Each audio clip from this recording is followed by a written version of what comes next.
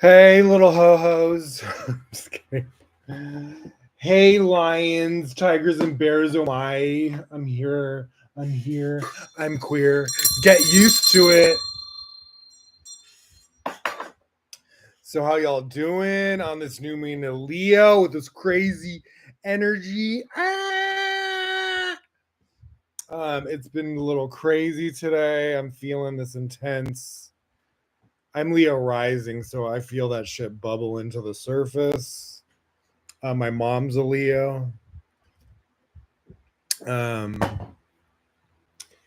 yeah, so today I was going a little bit crazy. I was like trying to watch this. I was just like all over the place. My mom's not feeling well, so I'm kind of like taking care of her.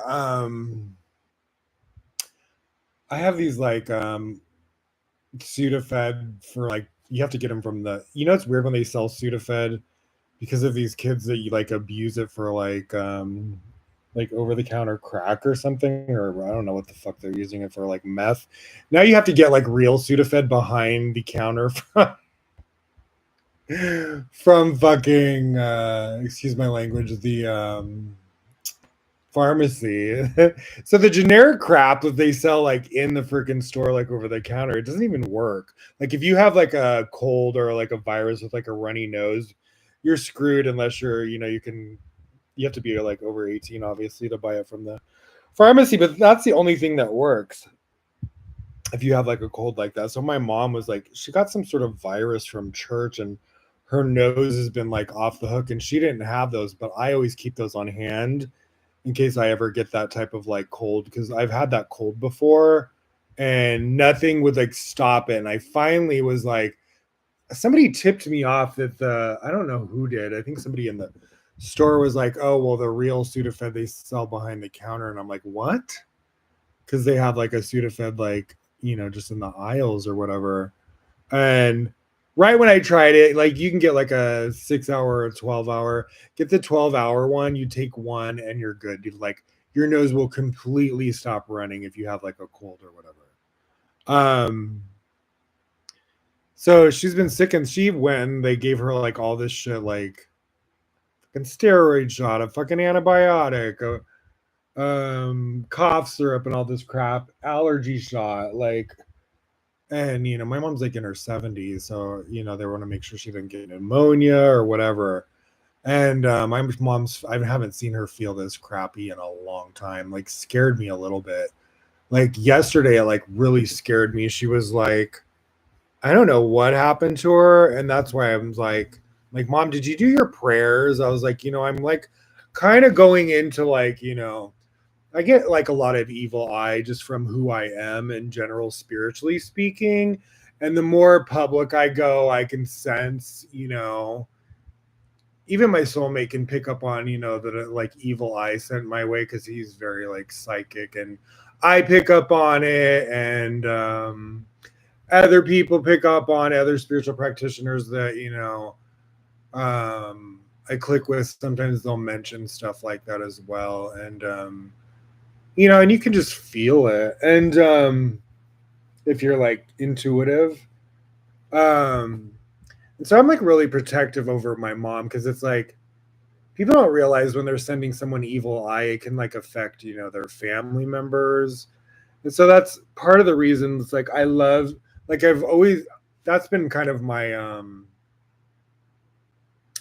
thing with like wanting to be in the public eye, yet I don't like a lot of the aspects of being in the public eye, how negative people are, and that attention or that evil eye energy being directed on you. Not just for you, any celebrity can attest to this, how it affects your loved ones, your family members. And I'm very protective over my like family and soulmate or loved ones, even friendships. So I will be that fierce freaking like lion energy if you mess with any of my family or my soulmate or anyone like that. I really, me fine. I can take it. I've been through worse, and I have a thick skin and a strong connection, and like I'm pretty I have a lot of tools in my little uh you know um bag of like tricks of like how to protect and ward off negative energy and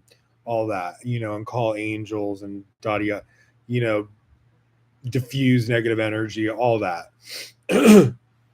But I'm like really protective over my mom. So yesterday she was like, she's got like a tickle in her throat and she started coughing to the point where she was like almost like choking. Like she could, like if I wasn't here, I was worried that she would have like choked to death or something. And like I had like, I used to smoke years ago and I used to smoke pot and take like bong rips and shit. And I remember our friends would always do this where like if you ever took like two, if anyone who knows who's taken bong rips before, if you've ever take or even just like a joint or a pipe, whatever, pre-roll, if you've like fucking hit weed too hard and you like cough so hard that you like cannot stop coughing and you feel like you're gonna throw up or whatever. My friends used to do this where they would like, I think one of my friends just would do this in particular.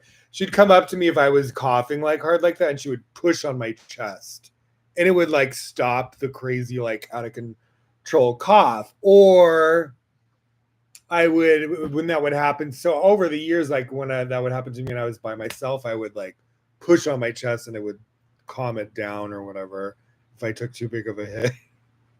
They're like, is this good for kids? I'm like, no. Like on the settings for my podcast, I'm like, no, it's not made for kids. But I heard some of the other like YouTube people being like, oh, well, you're not gonna get as many like follows if you don't make it for kids. I don't care. I'm like, what is this fucking Sesame Street on YouTube? Like I'm making my shit is for adults, okay? And can I say curse words? Like, what's the deal here? Like, is this for grown-ups or is this for toddlers? I don't get what's going on. I have to get familiarized. I don't know all the do's and don'ts of YouTube. So I'm kind of trying to like, I was watching videos today of like, do this, don't do that, turn this filter on, turn this down, put in these hashtags, do. I'm like, oh, it like drives me absolutely bonkers. This is why like, I'm not good at like, I'm not the greatest at like technical things. I could do basic stuff, but I'm more like the artsy, like creative writer, visual sort of like singer songwriter, into acting, into photography, into like film, into like painting. But I like when it comes to like technical shit, I can kind of maneuver, but I usually like, that's why like I think my soulmate, like I kind of sense he's probably a little bit more savvy. He's younger, he's probably more savvy with like yeah, the younger generation I think is a little bit more savvy with like like I grew up in the age where there was no internet and you had to use like a phone that was like with a wire connected to the wall. And like you had to, if you wanted there was no email, you had to send a fucking letter and the fucking mail to somebody. This is so funny. Oh my god. Anyways, I'm like way off track. Like rewind. Oh, what the fuck was I talking about? Got way too off track. No, I don't even know what I was discussing. So yeah, before the phone thing, before the YouTube. Oh yeah, so I'm not that great at like, technical shit. But what was I talking about technically? So lost my train of thought. Darn. Um I want a snack. I have little baby tomatoes. Organic tomatoes and cheese. I got a whole freaking spread over here. I got pomegranate, blueberry, organic kombucha. I got zero Gatorade. I got macadamia nuts for protein.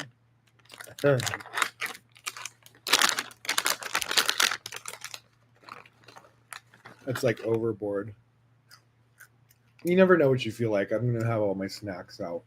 Um, I got chips. I got baked cheddar and sour cream chips. They're baked. They're healthier. I got pomegranate vanilla flavored cashews. I'm having a movie night anyway. I'm watching that JLo movie.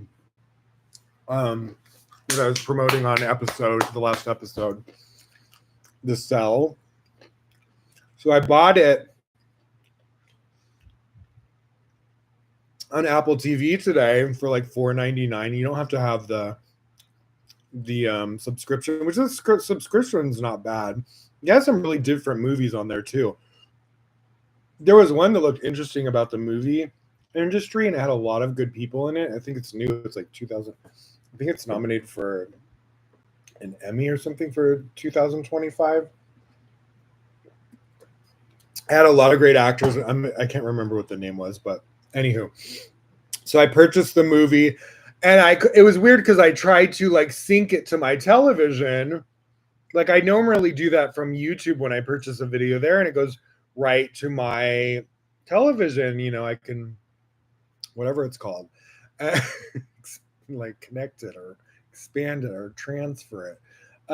On this thing, it's called AirPlay, I think. And so I can connect it to like my laptop. But for some reason, it was only connecting to my mom's bedroom. She has the same TV as me, like a Vizio. And it's like, it was only connecting to, it kept saying primary bedroom or, you know, David's MacBook. And I'm like, why isn't it not going to my TV? So I'm trying, Googling shit. I'm acting, Suri was a useless bitch. She knew nothing. I fucking Googled. I'm trying everything, you know, and this is what I hate when you like Google shit and then it's completely out of date. Like, or you do like a tutorial on YouTube for like something and they change the fucking settings like every other fucking day to where the video like goes like obsolete like 2 days fucking later. And you're like, bitch, how do I fucking fix this? Like even on YouTube, I was trying to like do a damn thumbnail and I was on there for fucking over an hour trying to figure out it would, and then it's lying. I'm watching the freaking tutorial and it's like, oh, it's supposed to, if you go in YouTube Studio, which I have, and it's like, it should give you 3 chosen thumbnail choices. Nope. Didn't. Then I'm trying all things, and when I first did the first 2 episodes, I was able to do a thumbnail, and for some reason this time it wasn't doing it. Or giving me the option, and I'm like clicking on the shit, doing all sorts of shit, and nothing was fucking working. I'm just like, I cannot with this. And then even today, like this Leo energy was coming in. You know, it's like, this is why I got to do my like Kabbalah prayers right when I wake up in the morning, because the energy can be like bonkers if you don't really like draw the freaking light into the physical world like daily. It's not like it's a daily thing you need to freaking do. Or whatever, you know, whatever tools you have to like call the light into the physical world. You know, I use these Kabbalistic Hebrew Aramaic because I know they work because I've used them for 20 years and I can technically even like logistically feel that it works and sense it. And I've observed it for so long I can tell the difference between when I do or don't. If I do it early in the morning versus do it later in the day, and it's just like all hell fucking breaks on certain fucking days. And like like today I was just like going bonkers again trying to get this movie, and I'm like, you know what? I'm done. I'm like, I'm just gonna watch it later on my laptop. I don't even want to watch it now. Then I'm just like, I just felt very kind of like I slept in because I was tired because I went to bed late. I was just like off today. But I'm just like, you know what? Screw it. You're going to have days like that. You just got to wing it. Go, you know, I didn't get to do all the things I wanted to do today in preparation. So I'm like, you know what? We're going to make the best of it. We're going to read a little bit about the psychic art of tarot from Matt Aaron and Ern's book with the forward from Rachel True. We're going to continue to read the second half of The Invisible Influence by Alexander Cannon, which I love, love, love this book that Manakin recommended. And we're going to do a little, I took a whole bunch of like Kabbalistic notes for the new moon of Leo. So I'm going to share some consciousness on Leo energy. We're going to talk about Leo loyalty and love relationships. Basically, loyalty, Leo and lions are, known for loyalty and protective energies, and that I am. I've always been that type of like once I fuck with you and you're loyal to me, I will be loyal to you till the end of time. That's how I am, how I've over been. You fuck me over, it's another fucking story. But and so then I have like so yeah, I have the like Kabbalistic meditation. This is the Tet Kaf is the letters that created the constellation and corresponding planet for Leo, and the sun, and then is the corresponding planet for Leo. And then Yude Vave is kind of the it's called the Tetragrammaton in Kabbalah. It's one of the many names of God, but they have combinations for each astrological month. So this is the Leo Tetragrammaton, where you can draw like light as well and into your entire month. So we have these two meditations. And I will share them after the podcast on my Instagram as well. If you want to like copy them or whatever and meditate at home to them. My Instagram is Supernal David and then the number 77 at Supernal David 77. And yeah. And so what else? Oh yeah, so in today too, so I was like, was that it? And maybe we'll do like one more tarot reading with the new tarot deck.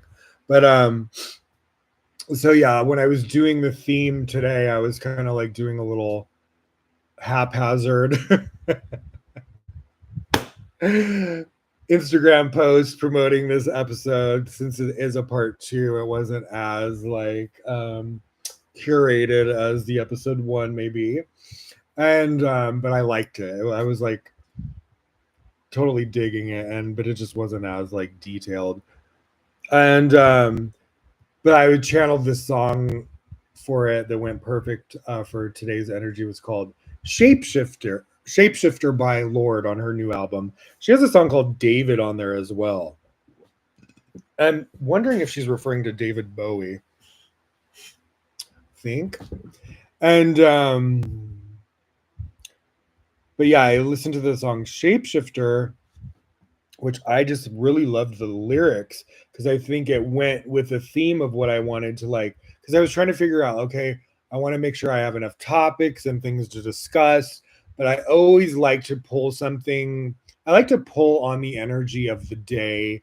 Tori Amos is like this too, and she's like the type of like artist that likes to musically when she, she's a genius on piano and like a child prodigy on piano. And when she performs live, she'll call upon when she'll choose her play set list that day, depending on the energy of what's going on cosmically or in the news. She lets the muses kind of like lead her.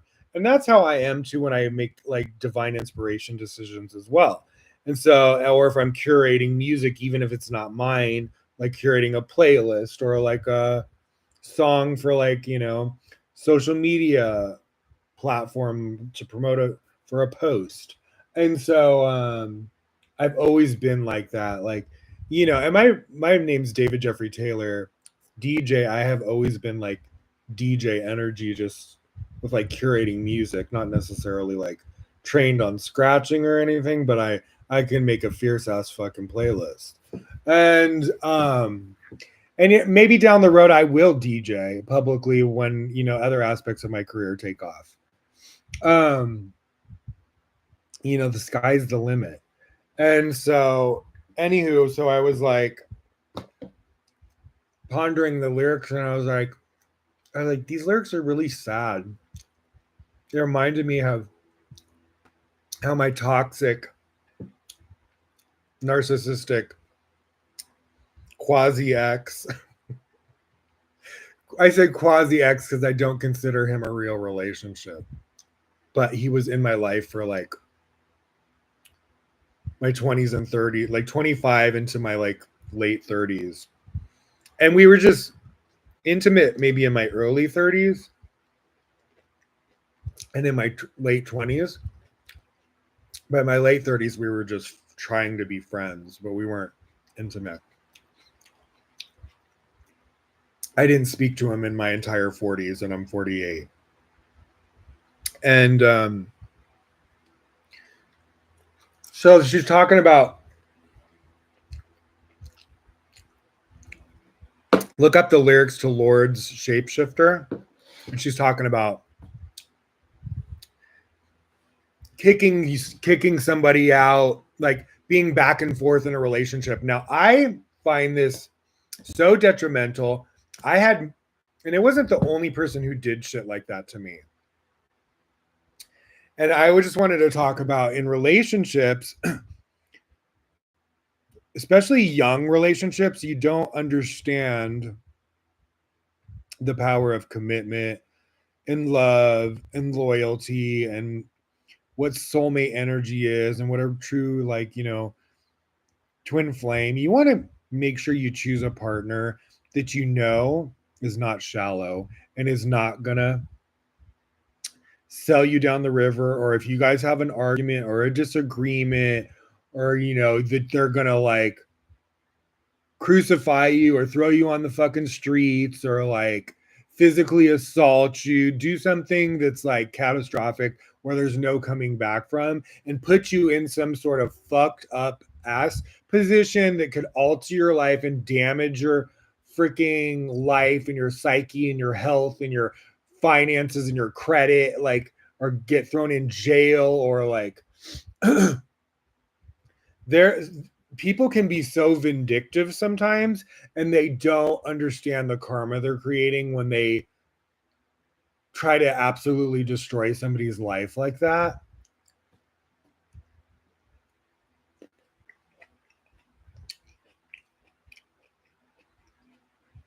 And the way she's talking about in that relationship, I'm like, wow. I remember that age being like that, where fighting with like arguing and fighting and being immature and not understanding the power of an argument, or the power of like treating people like they're disposable when they're absolutely not. They're like we are like fragile human beings. And my family did that to me. That ex did that to me when I moved to Chicago. He even like came over with my parents and was like, you know, okay, David's gonna move with me to Chicago. He flew in from Chicago. You know, this was like when I was like 30, and I moved out there with him. Within a week, you know, and then he decides to hook up with me, sleep with me. Then we get into a petty ass argument.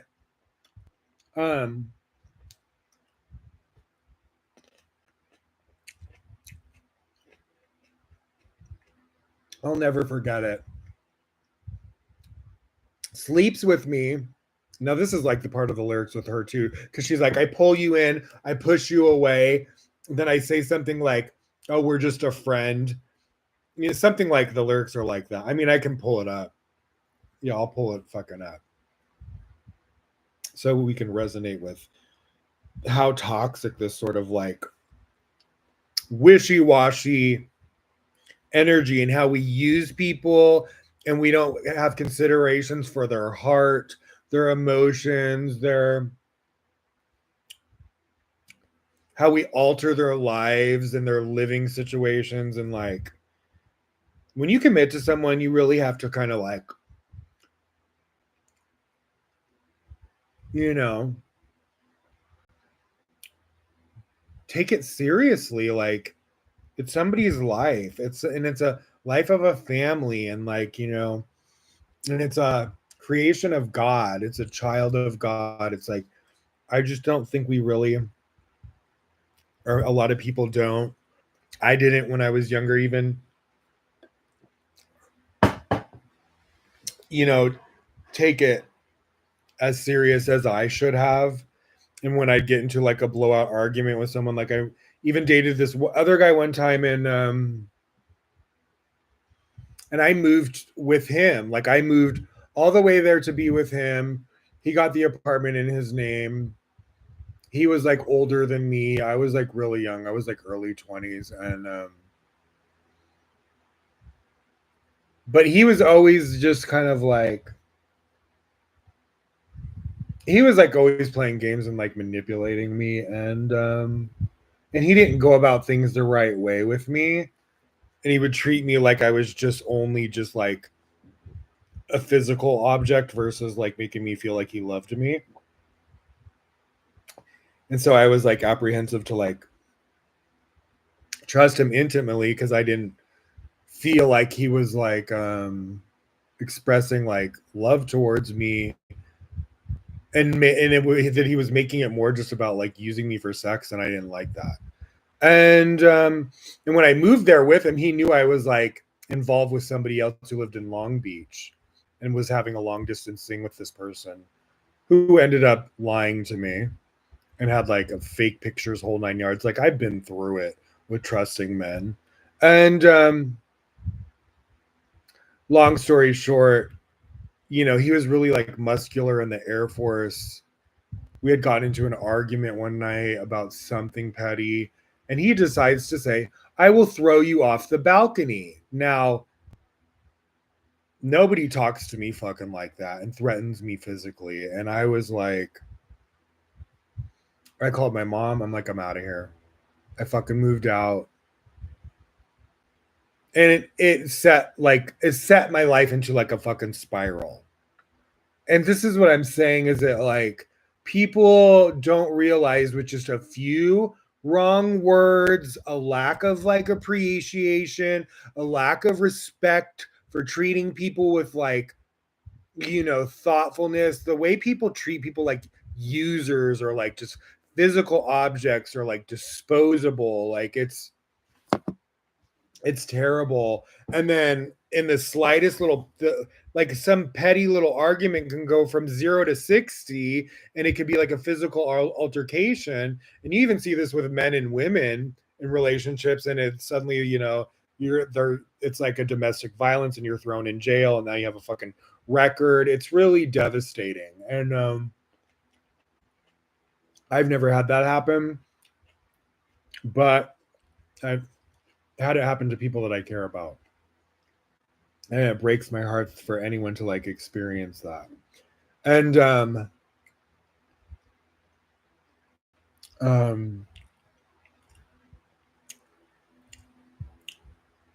so when I was in Chicago with that one dude, he's like hooking up with me. Meanwhile, he's having like screwing these two old men that own this major nightclub right by the train station in Chicago. And then you know, he has to work. I'm just been there a few days in Chicago with him. And we were just going to live together as friends, and we hadn't been intimate in years, and just we're having like being phone friends for a while. And then when he comes to get me in Vegas, he ends up kissing me, and then we have sex when we get back to the apartment in Chicago. And then he tells me he doesn't want to do this anymore. So that he was always like that. That's how he had been in our 20s. He would hook up with me, want to be my boyfriend, have sex with me, cheat on me, dump me, be abuse, like verbally abusive to me, degrade me, say rude thing. It was just really toxic. It was kind of like my first sort of trying to have a boyfriend, but and I had no self-esteem, so I really let him like treat me like crap, and I just kept for a few years I was kind of like had a thing for him and kept going back to him and letting him treat me like dog crap, and I was like, I don't know, I was like must have had like I don't know even what I saw in him looking back, and I'm like, so he tells me when he's at work, oh, it's like the daytime, right? Snowing, never lived like in the snow, never been to a train station. Like Chicago was very different. Didn't know a lot about Chicago. I'm like from Vegas. I would go out all the time to the nightclubs and bars in Vegas, and never, and I was like wild in Vegas in my early 20s, going out to dance clubs all the time and drinking and partying and going to bars, and I never had an incident like this ever in Vegas. So I'm right next to the train station, and at this bar, he tells me to come down there because I'm bored in the apartment. And then I get there, and he's being rude to me in front of all his coworkers, being like a dick. And I'm thinking, like, why did you ask me to come here while you're working if you're just gonna embarrass me and like make me feel like uncomfortable in front of your coworkers?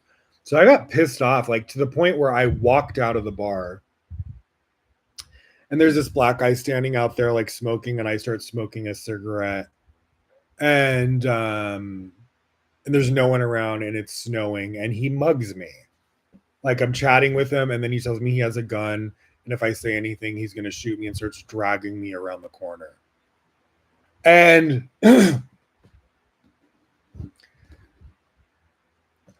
immediately drags me around the corner, down the street, takes me into some little like stairway of like an apartment. It's completely like a blizzard out.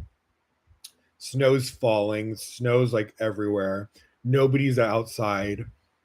And he starts telling me to like, he's gonna rape me, like he wants me to go give him fellatio. And I'm like, no, no, no, begging him. He takes all my money. I had like a few $100s in my wallet, steals all my money, makes me give it to him, tries to push me on the ground and make me like give him head. And I just kept crying, and I was like, no, don't do this to me. Da, da, da. I just moved here. This is all the money I have. No, no. I wouldn't do it. I just kept crying and being like, no, no, no. He finally just stops after like trying to force me to do, and he's literally pulling down his pants, and I'm just sobbing. And then he gets so frustrated that I won't do what he wants me to do, but he's already taken my money. And he goes, stand up, run, and if you look back, I'm going to shoot you. And so I'm just running through the fucking snow. I run back to the nightclub. I go in there and I tell, my roommate or whatever the hell he was to me. And he goes, and instead of like comforting me or whatever, he just, without even asking if I want to do this, he goes and tells the club owners that he was sleeping with, and they're a couple, and they're like in their like 60s or whatever, and he works for them. And he ends up telling them like, what happened to me. Cops come. The cops are like harassing me, driving me all around the freaking back of the club and all this crap. Like it was double traumatizing. So I just got mugged, almost raped, all my money stolen, and then I'm being harassed by like the police, where they're saying shit like this, like, we want you to get out of the car and retrace your footsteps and tell us where he went. Now it's falling snow. There's thick ass snow, and they're making me, while they're driving around in their cop car, they make me get out of the car. They know it's a gay club, mind you. They're making me like walk all through the snow and follow these footsteps to try to find where he went. They literally kept me for like an hour or longer, just fucking driving me nuts like that.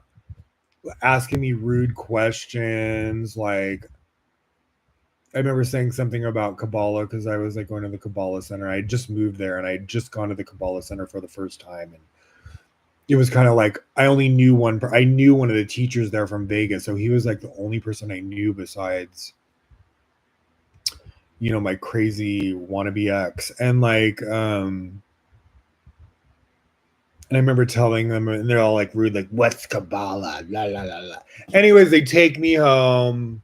They're like acting like I was doing some sort of drug deal or I was a prostitute. None of that was happening. And then when my ex gets off work and he kicks me out because of that. So meanwhile, I get mugged because he's being freaking an asshole to me in front of his coworkers. I go outside just to have a cigarette and I'm chatting with a stranger just like I would in Vegas at any other gay club, not thinking I'm going to get mugged and almost raped. I get mugged, raped, like almost raped, my money's stolen, and then I get kicked out. Can you imagine moving to Chicago and this happens to you in your first week? And then you have no place to live.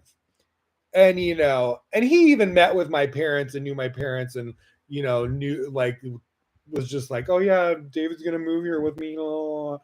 And they're like, look out for my son. And he does this to me. So I remember I was going to move back to Vegas, but I had moved out of my roommate situation. I had a job at an Italian restaurant in Vegas. I had quit my job, saved up money for this move. So it was like a whole lot of preparation for me to do that. You see what I'm saying? And like, for him to just treat me so freaking disposable like that, um, and treat me like absolute fucking crap, pushed me to the point where, like, he did was beyond. And so the crazy thing was, I went to the Kabbalah Center for Shabbat, and I happened to know one of the Havra from Vegas, and this guy's name was David Borikoff. He was a really good guy. Out of a lot of those people, he was a good one. And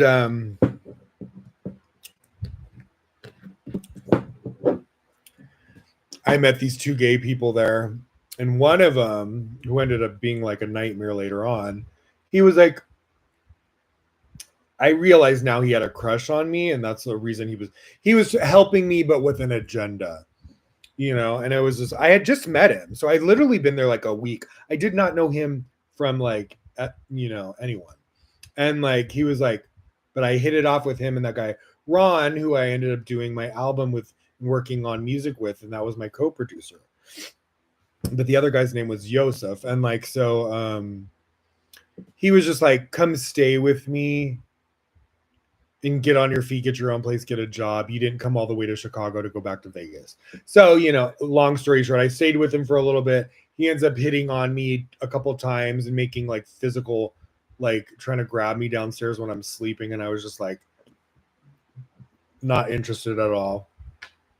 Pushed his hand away. He did that a few times when I was sleeping. And then after he realized that I wasn't going to be sexual with him, and this wasn't even like he was trying to be my boyfriend or trying to like date me or anything. It was like, we were friends. He's letting me stay there because, this situation. I think he's just being kind. And then when I'm sleeping, he's trying to grab my, my goodies. And I'm like, 2 times he does this, and I'm like, while I'm sleeping, and I push his hand away, like very molestery. And this is like molester behavior. It's like, you whatever happened to like buy me dinner or like at least let me know you like have feelings for me. You know what I mean? It's just like the way some men are is just like, freaking so disrespectful. And like, so who do you think I am? Like, what the F, dude? At least have a fucking discussion about it. Am I even attracted to you? And no, I was not, with his hairy ass back. And his Argentinian like hairy ass back was like literally like a werewolf.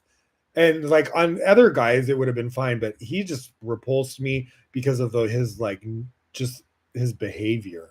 And then I never felt like, I was just kind of really put off by his behavior.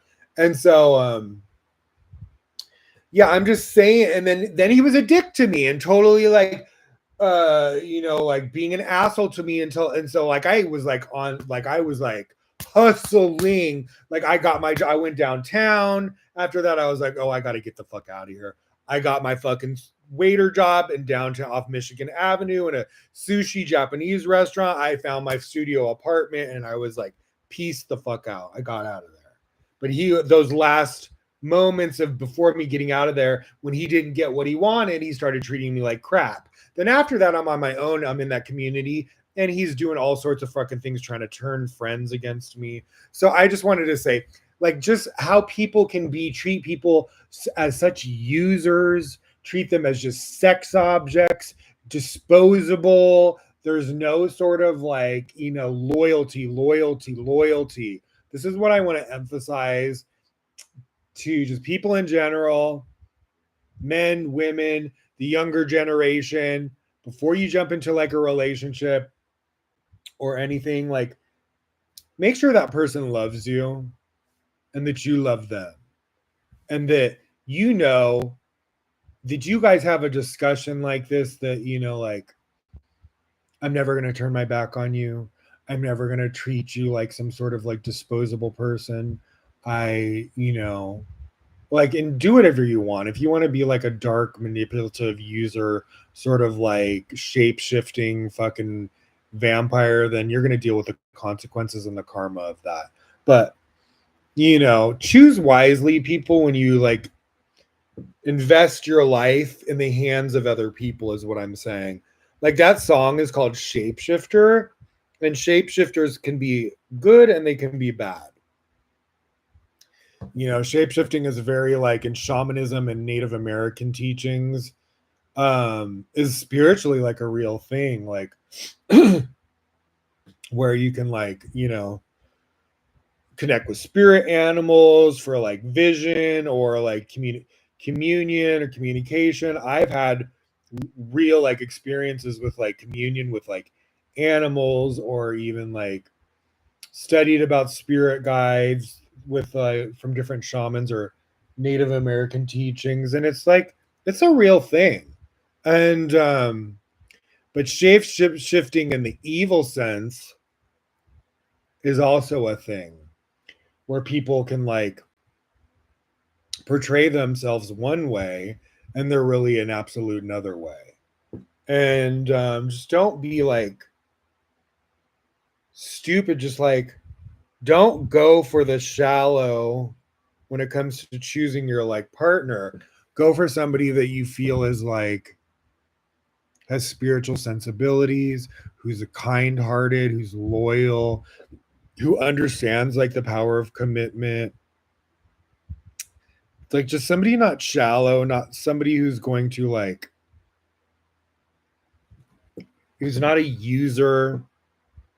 It's not just using you as some sort of fucking stepping stone and does not care about your life. You want somebody like a partner that's going to be like, till death do you part. If you're sick or if something were to, sometimes things happen to people unexpectedly and they have like accidents or whatever. And it's like, you want somebody that if something were to happen to you, that they would not just like leave you for dead. And that your soul could like continue even out of this physical reality with. That it's like, I believe like true love. Did you ever see Bram Stoker's Dracula? I always loved that line for that they advertised that movie with, called Love Never Dies. Like that's what I feel like true love never dies. That's one of the internal things. Even in next week's Bible portion, it talks about that love is the overrides any sort of other wisdom or blessing or something like that. I posted it in the advertisement for like the last episode. Yeah, what did it say? Here, I'll read it.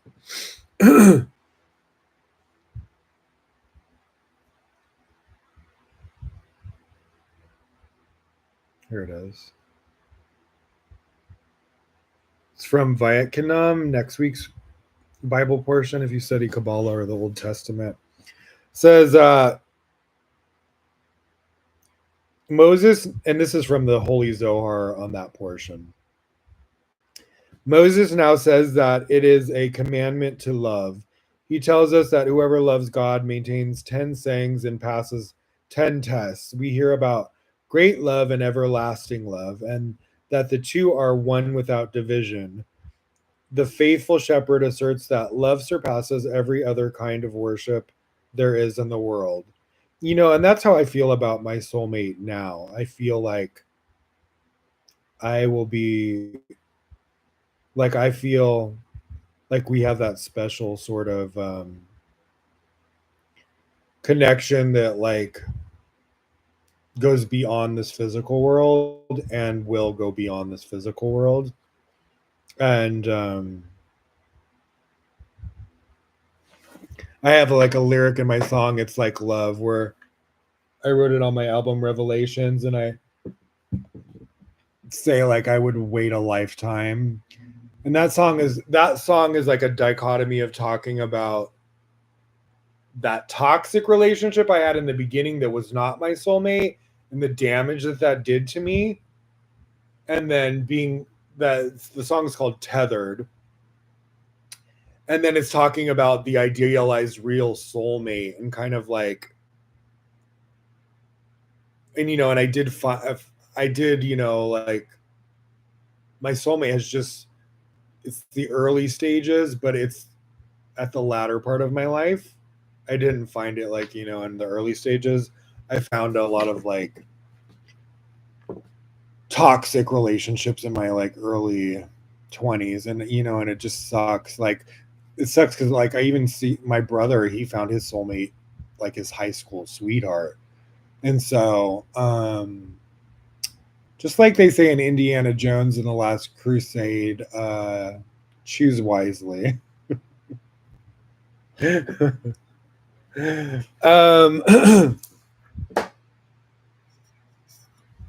Cheers to that.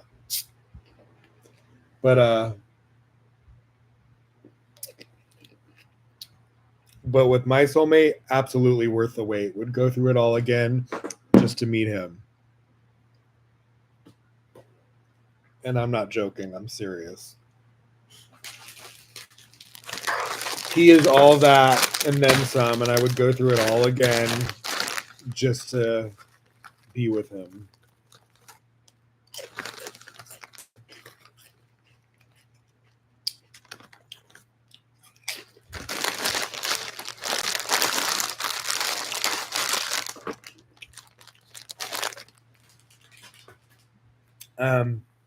So let's read a little bit about the invisible influence, and then we can just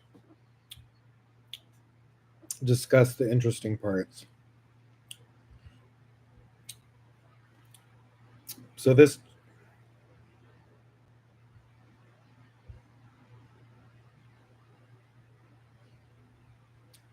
okay. So we're going to read How Clairvoyance Works. So this is from The Invisible Influence by Alexander Cannon, which inspired the title for episode 1. I got Gucci Vision, The Invisible Influencer.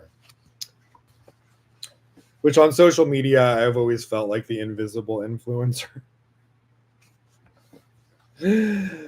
Somehow I have a real, an intense impact, but I don't have a lot of followers. The governor, I have a song on theme with this subject, but I can't say it now because the title is that fucking good. But I'm writing a song that's kind of goes along with that theme. So how clairvoyance works. The Governor General was now deeply interested in this subject and asked my friend, the sage, how does clairvoyance really work? The sage smiled benevolently and replied, in normal life, we form our opinions of others from pure observation. Excuse me. We say that so-and-so looks clever and Mr. A is stupid, Mr. B is happy, and Miss C is sad. Now consider for a moment how we come to these conclusions. Certain details of our impressions of these people derived through our senses are unconsciously formulated in our minds, and hence we arrive at our conclusions. In this hypnotic state, all our senses and sense impressions are greatly increased. And hence, many impressions which we would normally miss are now too obvious to be missed. The hypnotized subject is so sensitive to touch that he can clearly tell whether it is the hypnotist or someone else who is touching him.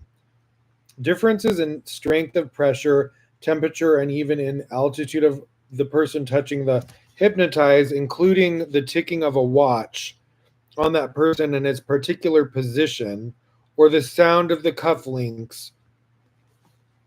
No two cufflinks giving exactly identical sounds can be detected. Hence, extremely logical and accurate opinions can be formed, which to the uninformed seem supernormal. But as my friend had just said, there is something more. This is one of the many problems we are still trying to solve. At this point, having been so engrossed in the conversation that I had not awakened my hypnotic subject, I now proceeded to do with a single command. Interrupting the conversation, I said, excuse me, you must remember that the predictions and prophecies of the deeply hypnotized are not infrequently based upon the logical use of such insignificant impressions. But there is also a factor which I am now trying to discover. It might be stated that temporal clairvoyance, or the seeing through time things which will happen in the future, is only a stage further of acuity of perception to the above more simple and less miraculous phenomena. It was interesting because I had therapy with my therapist this morning, and we were talking about this. We were talking about the Akashic records, which I'm going to start studying next week, and I'm going to like look about different certifications and processes of learning how to connect to the Akashic records, to tap into past life, um, past lives for other people, um, just to bring, understanding and solace, um, or tikkun, understanding of tikkun correction, which is like karmic correction from past lifetimes, and why certain dynamics in this lifetime, why your parents were a certain way, did you choose your parents. I want to bring like sort of clarity through my gift of like, so I've learned over the years that I have like the gift of like premonition. Had it like a month ago. I get it like all the time randomly. I don't have any control of when it happens. But even just like a month ago, like one morning I have this dream that my therapist is canceling, you know, that day's or no, next week's session. I have that dream. I wake up and then I go and tell my mom, and I'm like, you know what? I just had this dream about so and so, my therapist, that she just canceled next week's appointment.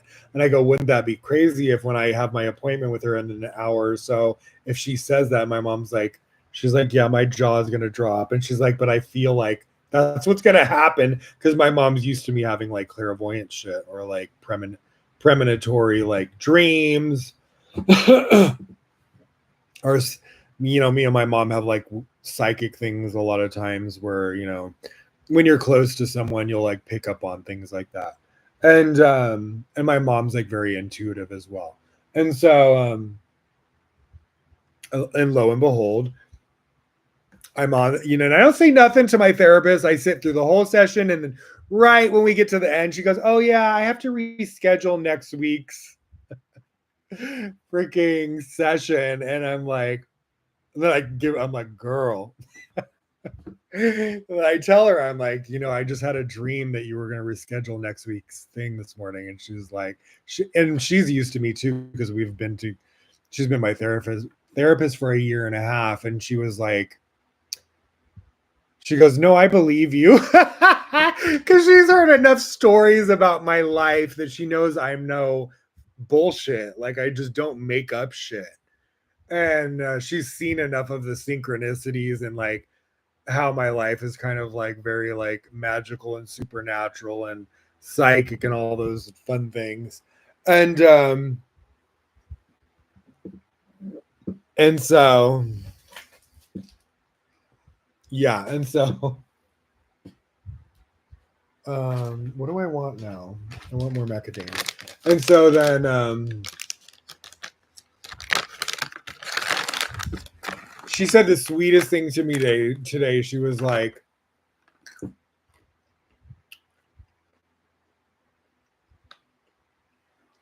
she goes, you are a spiritual practitioner, even though you're in the process of like, going there professionally and creating your website and getting all the certifications and the training and blah blah blah. She goes, do you know that all the things I learned from you, I use with my other clients, and that it really helps them.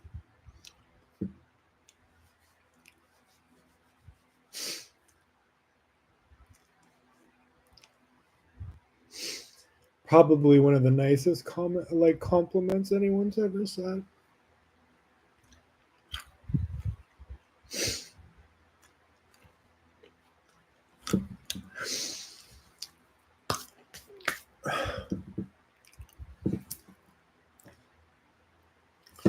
That was like coming from my therapist. She like said that to me today, and I was just like, what? That was so fucking nice and just so sweet. And like,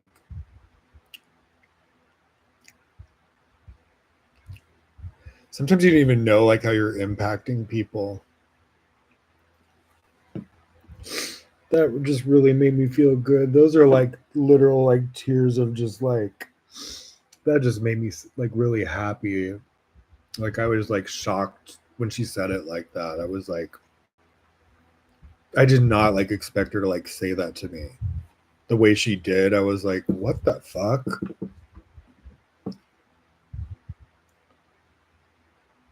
And this is not like, usually I'm like gaslit my whole life about my spiritual gifts, and people just, because I don't have a lot of money or I don't have the certifications, I'm just like a natural. People like will treat me like, or I'm gay or whatever fucking stigma is like on me, that I'm not relevant or important, or I'm not telling the truth, or I'm whatever. People just always are want to like pick you apart or bring you down or not validate you or whatever. And I don't need people's fucking validation. You know what I mean? I get enough validation from spirit at this point in my life. Why am I using this when I have a box of tissue? Like even today, I was like, took a nap, and then I wake up, look at my phone, and I have like my soulmate as my like screensaver. And like, um, and I had just done the day before this like little post with these pictures of me and him with like 2222222. I woke up from my nap today and looked at the phone. Like, I got up, grabbed my phone, his picture, and it said 222. It was 222. And I was like, I'm in alignment. The universe will let you know if you're like in alignment or not. Your angels will. Um, you know, I finally felt like I kind of got my bearings with my soulmate, like, because we just been getting to know each other for the past few months or so. And there was like a little tiny bump in the road, but I realized it was coming from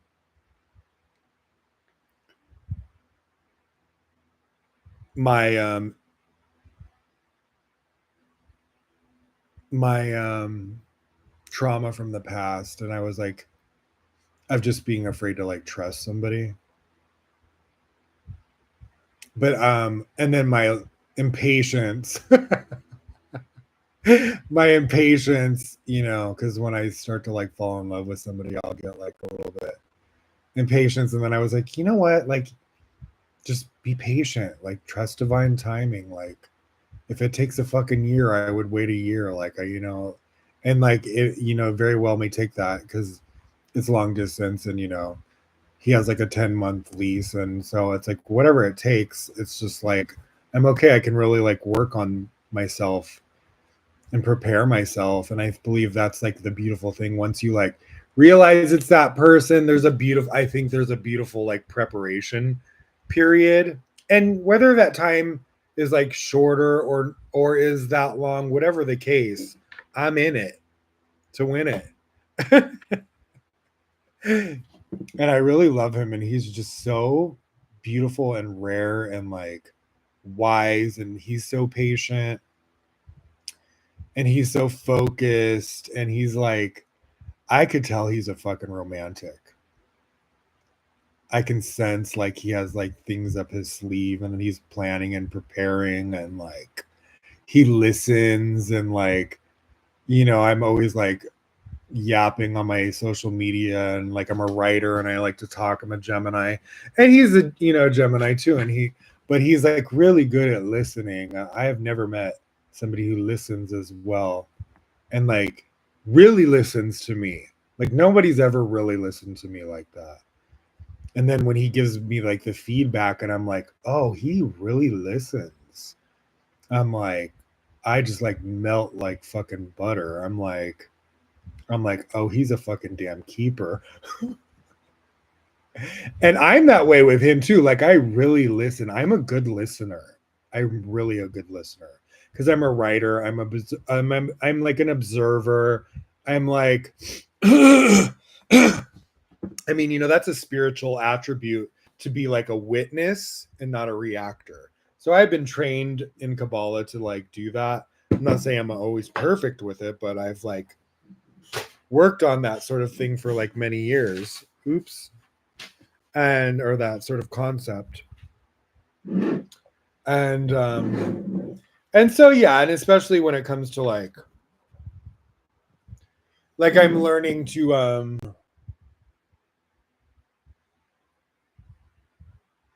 I'm just learning to trust and let go and kind of like um enjoy the process. And I think soulmates, like when it's your true like soulmate, and if you like sense that that's your true soulmate, that it's a completely different ball game, and they're like really good at like mirroring excuse me attributes that you need to like work on or whatever. And but I think hold on, I need my inhaler. I'm like a little bit congested. I have asthma. It's not like bad or anything. Like I've had it since I was young, but when I'm eating certain things, I'll get a little, sometimes like a little bit congested. And uh,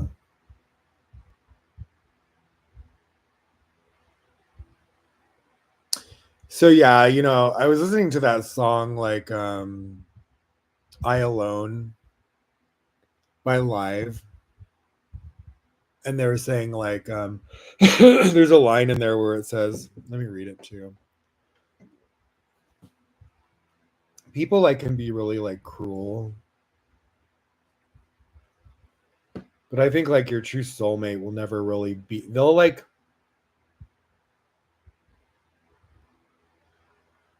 you know, they'll be kind of like the way any good relationship or family member, that how it should be is where they will allow you to learn things, but they will like still be there for you. They will never just kind of like throw you to the fucking wolves.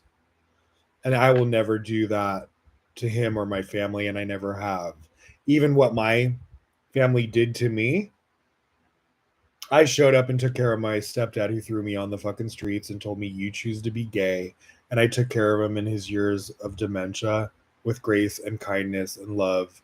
And on his deathbed, he said he loved me. I take care of my mom who did a similar, threw me on the streets as well. You know, was just like not a, she was a young mother. She probably shouldn't have had kids at the age she did, but whatever. She did. I'm here. I'm grateful. Um, and if I chose my parents, then, you know, I'm not going to live in a victim sort of mentality.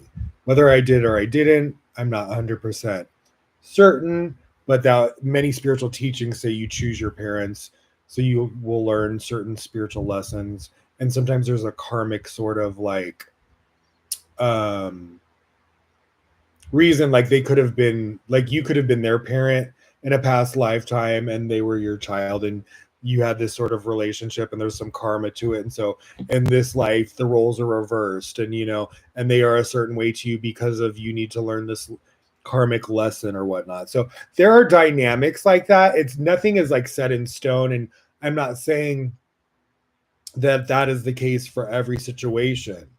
You know, it's a, everything is like a case by case sort of thing, I think, when it comes to like life, and you never want to just like assume you know everything. But that's part of the reason I want to study, like, because I do I mean, I have the capability to tap into intuition, premonition, even like past things, like that situation where I was like psychic about guy at the Kabbalah Center and this old lady, and them have an incident where he did something like negative towards her over the phone.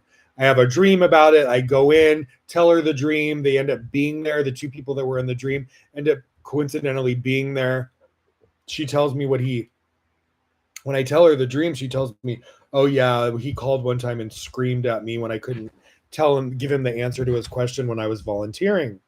And it made her cry. And she was like in her 70s or 80s, and then I confronted him and he wouldn't admit to it, and he just looked at me like a deer in headlights when I told him I had a dream about it, and that I felt like the light was using me as a messenger for him to like apologize to her. And so that's like me going into like a, that's not only just like premonition, that's like I can go and see if somebody's lying and see a past incident. So I could go see that my therapist is going to change her appointment next week, and then I can see into the past and then see that you know, this guy did this to this old lady. So I'm saying I do have this gift, and now I'm going to put it to use professionally to help other people, because ultimately that's what purpose, I believe, is that you're helping other people. And it's not just for the money, because I could do lots of other things and make probably a shit ton more money. But no, I feel like sometimes God has us in the world doing things like that are like purpose driven.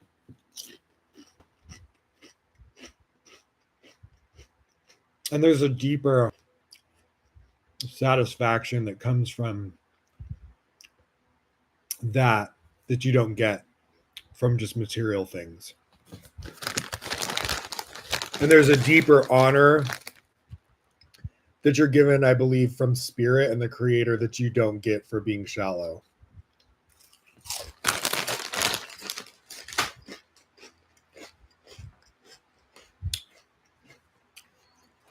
So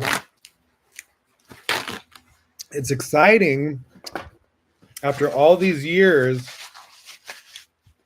to finally be like, okay,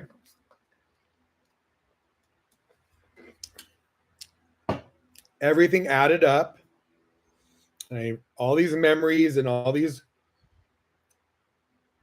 situations where I'm like, okay, God didn't give you these gifts to be wasted. This is what you're meant to do in life. You see other people having successful businesses where they're able to intertwine and make a living doing what they love and helping other people.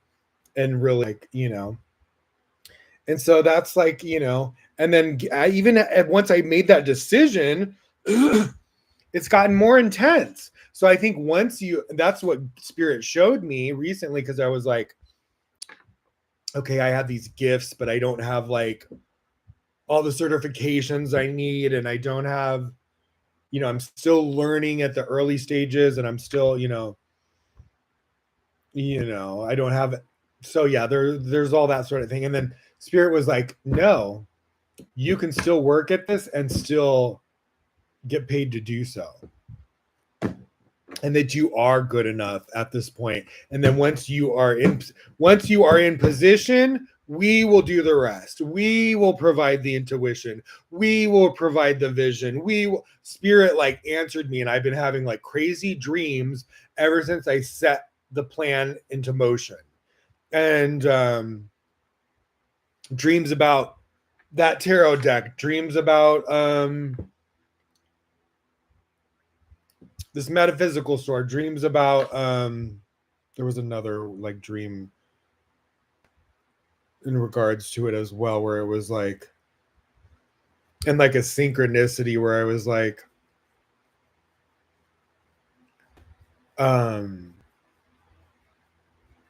it's gonna be like you're gonna learn as you go. And like I had read like Tyler Henry's first book, and I have his second audiobook, which I never finished, but he spoke about that too when he was like a teenager, and he was just having like he had a dream that his grandmother was gonna die, and then she died like the next day or whatever.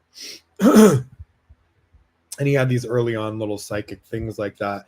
And so what he did to develop himself was that he ended up working out of like a metaphysical place where people do readings or whatnot. And he developed his skills that way. And I think I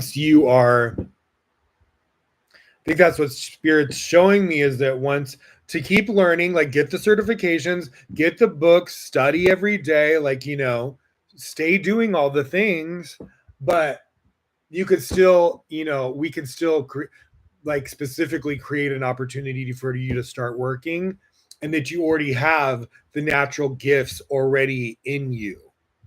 And we are feeding you that intuition. It's not like the power was ever mine. I was the vessel. I was the channel for the intuition to come through me from source. And so whether it be an extension of source, like spirit guides, angels, whatever the case. And and that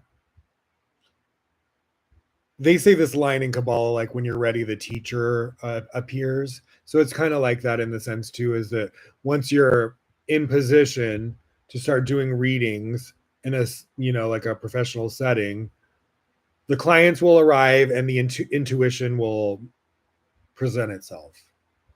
And so so I started having memories. And so for years, I would like obsessively watch the Long Island Medium, obsessively watch Hollywood Medium, Tyler Henry, all these medium things, paranormal things. I would watch it like a obsession, and watch every season, every series I could get my freaking hands on.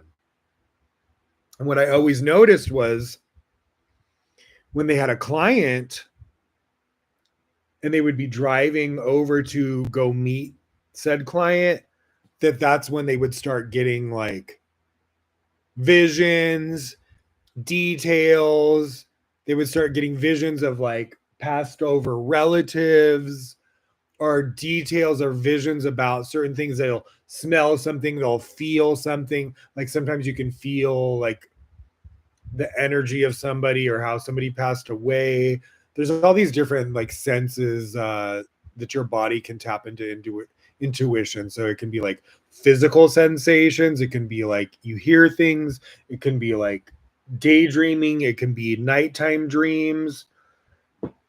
So there's lots of ways, and I believe you can develop these intuitive gifts, and you don't necessarily have them all at once. And so I think the more pure of a vessel you are, the healthier, the more pure you are, the more connected you are, the more in flow state of like working at it, certain things may come online. The creator may bless you with new gifts or enhance your gifts, like or turn the volume up on your gifts, so to speak. So yeah. So yeah, that's like what's going on with me right now. August, it's really like gonna go. It's gonna like amp up.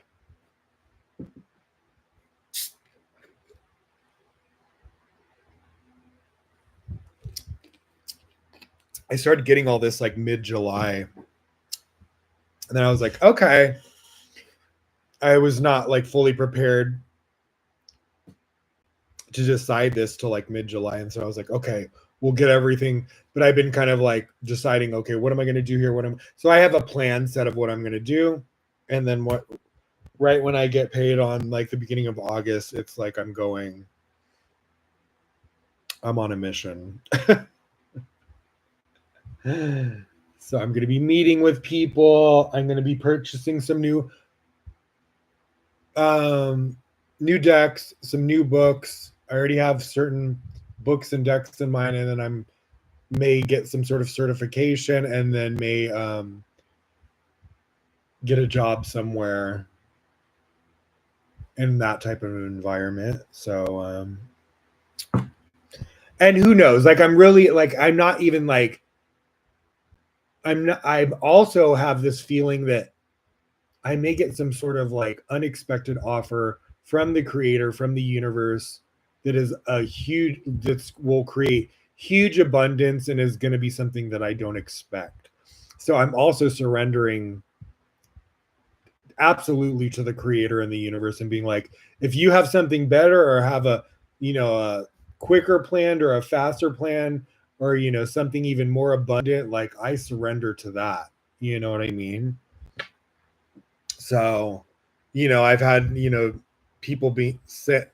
I've had some friends, kind of like hint at that I'm going to start getting offers.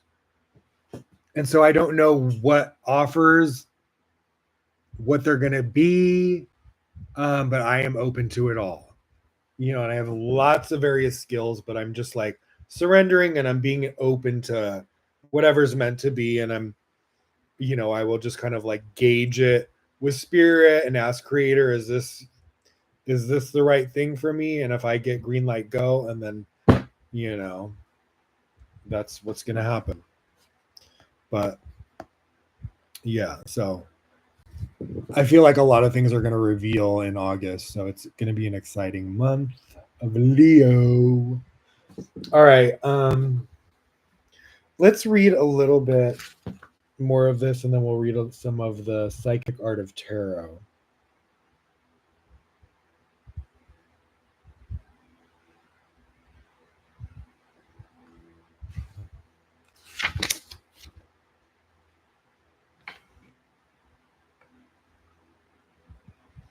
So here we'll read Seeing Things Far Distant and then the Theory of Clairvoyance. Our conversation then turned to spatial clairvoyance, or the seeing of things which normally are not visible. This is what we were just discussing. As is instanced more elementary in the seeing through cards experiments. Tarot. It also demonstrates the seeing of things which are too far distant to be normally seen by any mechanical aid whatsoever. Then it was related, I have seen and witnessed an observer hypnotized who could see objects in a room which were not normally accessible to view. That's really cool. Um, he could, as it were, see around corners, through tables, inside cupboards and desks. On one occasion, I witnessed a still greater feat. A hypnotized subject on board ship was able to see a town from the sea, which was not visible through a powerful telescope, and yet, in a few hours, I was able to confirm with my own eyes all that he had seen some hours previously in his trance state. He had never traveled this way before. The aide de camp then questioned the sage as to his theories regarding spatial clairvoyance. In view of these extraordinary statements, he responded that they do exist, there is no doubt, but to answer your question might appear even more difficult. It may be explained in this way: the theory of clairvoyance. Normal vision is accounted for assuming that in the retina at the back of the eye, there are two main types of cells. Speaking of cell, the cell. It's like the movie where I was recommending everyone to watch, and I'm going to watch tonight. On my laptop. I couldn't get it to go on my TV, so I'm going to watch it on my laptop. But I already bought the movie. Sorry. Where was I?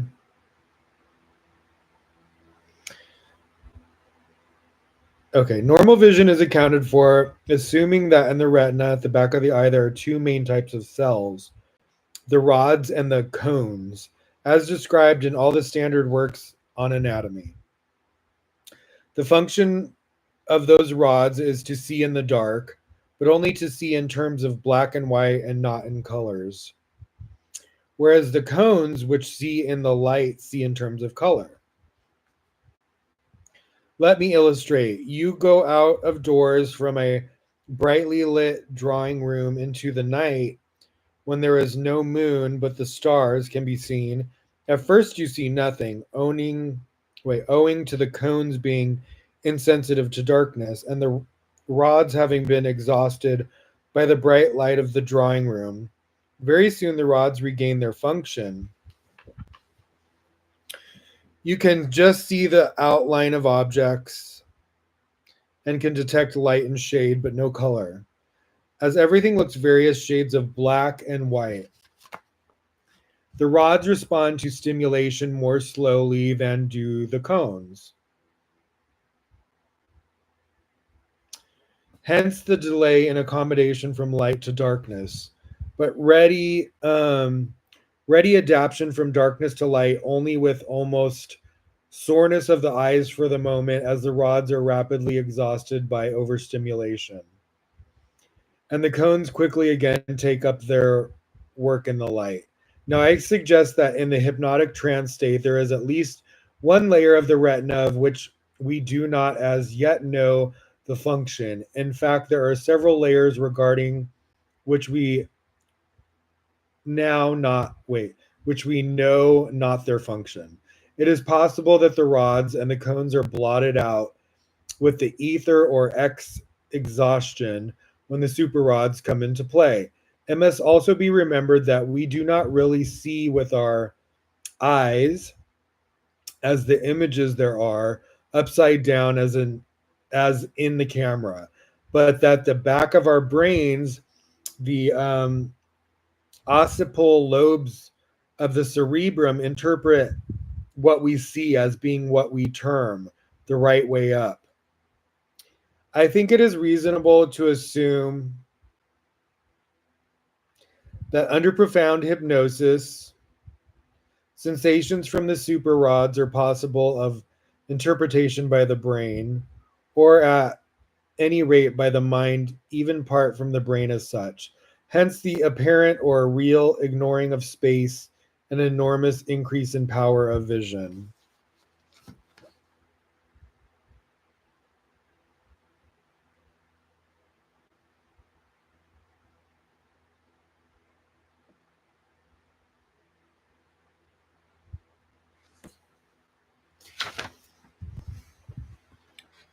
Such an interesting book. I like how it's really, really old.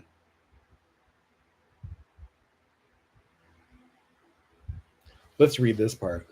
The demonistic theory. The insane frequently have delusions that devils torment them, and they see visual hallucinations or visions of these servants of the underworld and hear their voices. This is another terrible truth, which the scriptures makes quite clear, but which the superficial scientists poo poo and say humbug. I sometimes wonder what madness really is. When I hypnotize a normal person into a trance state and then find that he can be made to see exactly the same visions, hear the same voices, and believe in the same evil forces, if so commanded, surely this again is a question of mastery over the individual vibrations which emanate from that particular individual. If I can produce these altercations and vibrations in the normal, to make them abnormal, why cannot I persist in my endeavors to make the abnormal normal by a reversal of the process? If devils, as it were, can get in by suggestion, surely they can be turned out of the innermost consciousness of the mind of man by suggestion also. They can. It's called exorcism. For what can be suggested there can be suggested away. It would, after all, almost appear as if we were living in a material world in which all the invisible powers are let loose and in full force, just as the wireless transmission is in complete activity. Yet without a wireless control set, these waves of ether cannot be converted into sound waves of music and the like, and we can also as easily cut off the wireless pickup and so cease to hear the wireless. Although the vibrations are still there, perhaps after all, it is our mental deficiency that is at fault and not those of the so called insane, who often are in full possession of many of their faculties. They have in many cases insight and because they produce phenomena which to us are grotesque, we are in our feebleness cry aloud, put this man away, for he is mad. Some years ago, when I bought one of the first wireless sets and allowed a certified person of unsound mind to listen in, I was intrigued with his remark. But do you mean to tell me, sir, that you cannot hear music in the air without a toy instrument like that? And I have heard this music at will for the past 15 years. May I suggest that this remark of one alleged to be insane should be seriously considered and not ignored as the rambling of one who has lost his reason? How many have said unkindly that Sir Oliver Lodge is doting in his old age because he studies spiritualistic phenomena?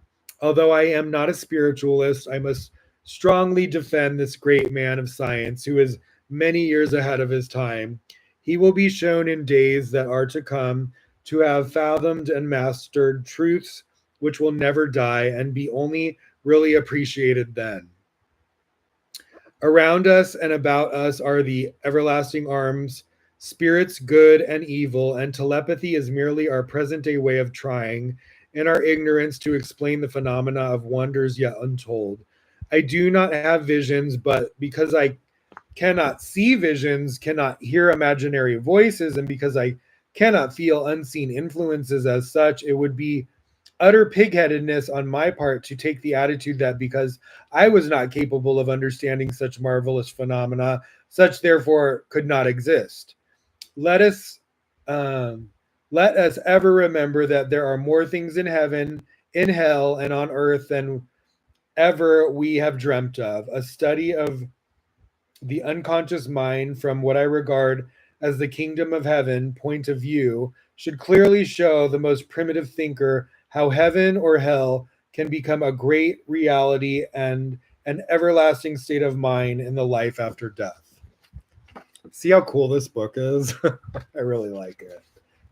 Thank you, Anakin. I love this book. And I'm happy to say I own it. and will happily keep it on my bookshelf.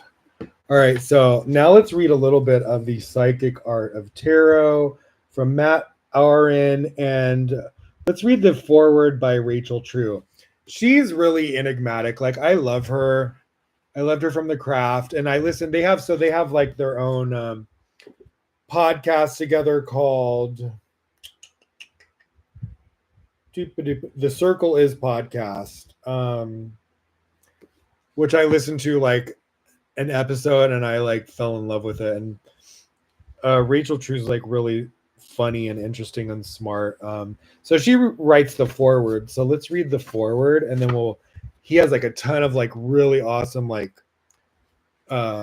chapters, and so we'll just pick a few chapters offhand, and I'll read a little bit of the book to you.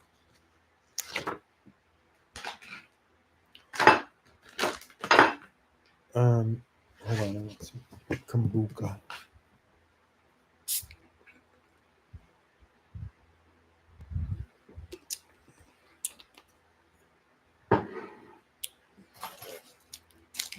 I'm gonna have some Snickers pecan.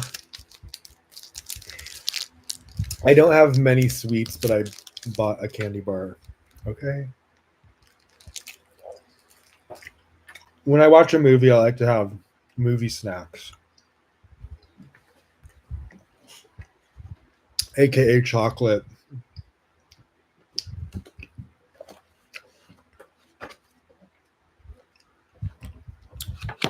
And popcorn.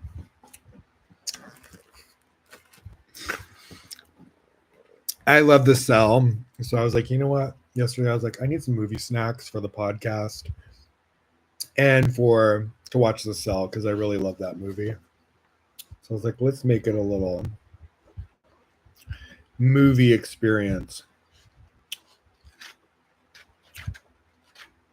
All right, forward by Rachel True.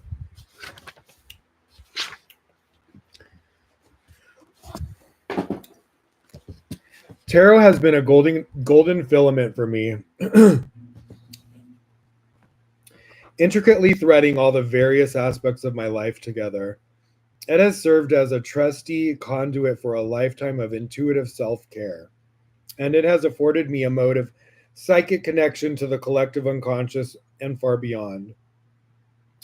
If I were to follow that golden thread back, unraveling it to the origin of my life, interlaced with tarot, I would find that the initial stitch was my awakening to the language of tarot itself. This awakening occurred when I was around 4 years old, living in New York City's Greenwich Village. I had just left my foster care situation, where I had spent the majority of my early years to live with my father and his new bride. My stepmother was an actress and part-time school teacher who'd taught us to read early on. This led to my fascination with the Titan-sized floor, to ceiling bookcases lining a prime swath of apartment real estate that I called the library. One of the first books to catch my eye was Carl Jung's Man and His Symbols in all its brightly colored 70s Mandela cover art glory. I doubt my reading comprehension skills were up to snuff, yet I was captivated by the imagery within. A few years later, a friend of my parents gave me a tarot deck. I was immediately struck in one of those rare high vibration tower card style epiphanies by a flood of flashing images from the Jung book I'd been fixated on. The deck's classic Rider White Smith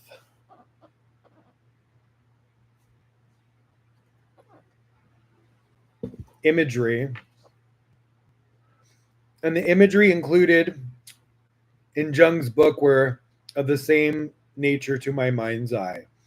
Even more intriguing to me, these images seemed to be written in a language I could parse. Given an apprenticeship, I knew I could find the correlation between the images and how they related to myself. Beyond that, I wondered if I could utilize these symbols to communicate with something far greater than myself. I continued my tarot studies after I moved to California to film the romantic love interest in the Chris Rock flick CB4. I was in my early 20s and fortunate enough to be able to support myself through acting without the need for a job like the bartending gig I'd left behind in New York City. I had loads of free time. Most of this time was spent wondering if I would ever work again, a common actor's lament. I can validate that. I had fallen into a habit of spacing out in front of the TV because I found focusing on the problems plaguing fictional characters easier than facing my own. Then my television broke. Being American, this felt like a personal attack.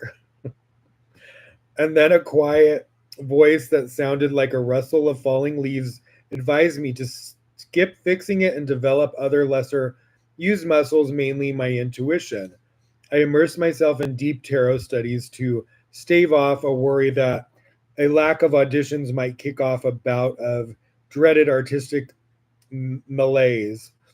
This was pre internet, and esoteric information had to be actively sought out, mostly in alternative bookstores, the kind that were just starting to come out of hiding after the satanic panic of the 80s. I purchased many books, including those by Mary K. Greer, Starhawk, and Rachel Pollock. I consider these women, whom I've never met, to be my teachers. I kept copious grimoires, notebooks where I charted the tarot suit patterns like they were stars in the night sky. I hand drew the cards and got to know some of the many sides of myself through the story of the major arcana. Excuse me. Excuse me. I blame it on the kombucha. Excuse me. Excusez-moi. Where was I?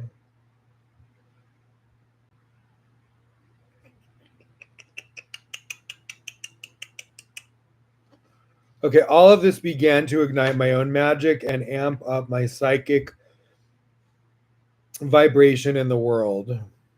9 months later, a friend came over and began toying with the TV cord. It's just a loose wire, they exclaimed as the tubes buzzed and suddenly sizzled back to pre LSD life. 2 weeks later, the craft script showed up in my life. Oh, interesting. Oh, wow, that's interesting. I absolutely think it was attached to me because of those months. It was a delicious and evergreen gift. As yeah, because she's like completely known because of that movie. She's like infamous. That was like a major movie.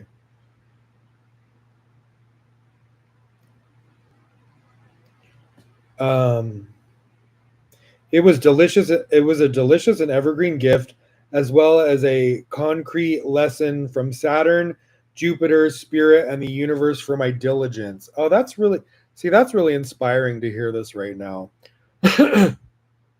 How the universe just like brought this like unexpected gift that was so pivotal in her like life journey. Because we know now how impactful that movie was on like pop culture or just the world. It helped me understand, and then her career. It helped me understand that one can actually prepare for the unknown without knowing it.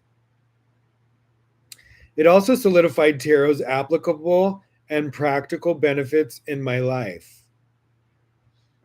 It kicked off a new quest to go beyond the easily accessible practical magic tarot offers and go deeper.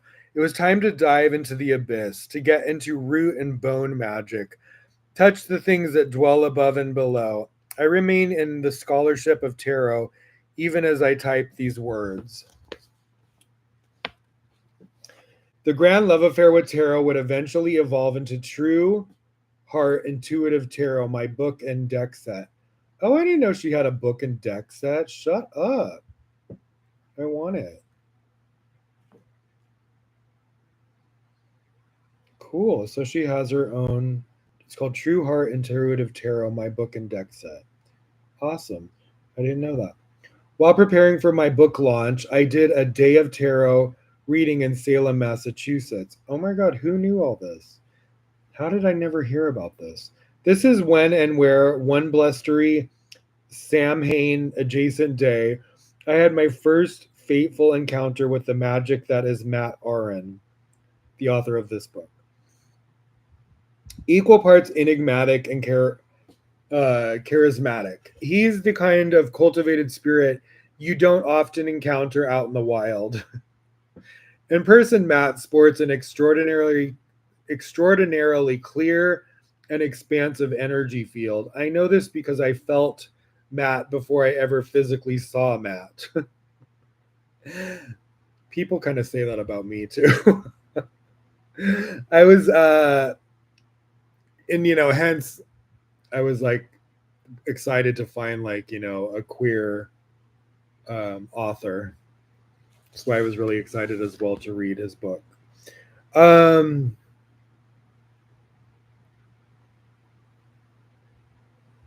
I was cleansing my deck after several hours of back-to-back readings when I felt a psychic cackle, a rumbly summer thunder, then a quick jolt tickling the nape of my neck. I sat up straighter. Moments later, in walks the devilishly handsome, physically shiny, and shining for miles, perfectly put together creature that is Matt. My first thought was, "What are you doing here? You don't need a reading." I said the equivalent. He assured me he did indeed truly want one. I'd find out later he sought me out precisely because his reputation would not precede him for once. He wanted an unbiased reading. When you're as well known as of a psychic witch as he is, I can see how that'd be a challenge. To say we had a lovely communion together in my mind, an understatement. Now that I know Matt's station in the esoteric community, I'm appreciative he didn't see me as an interloper, that he didn't come in energetically with preconceived notions about me being just some girl from that witch movie belies his openness. He seemed to innately understand that one can be many things all at once. During Matt's reading, the cards revealed a pretty fabulous now with tremendous success to come. A fair amount of major arcana happiness and joy abounded. I asked him if he had a major project coming up. Indeed, he did. It was his first book, Psychic Witch, which he had just finished writing but was waiting for it to go to print. A book that would go on to set records. Maybe he already saw this in his own future, but I appreciated his openness, bright authenticity, and inquisitive mind. He's a student of life and magic. He got a descended from a demigod sort of vibe, but couples it with a streak of humility, much like myself when I'm high vibe, I noted.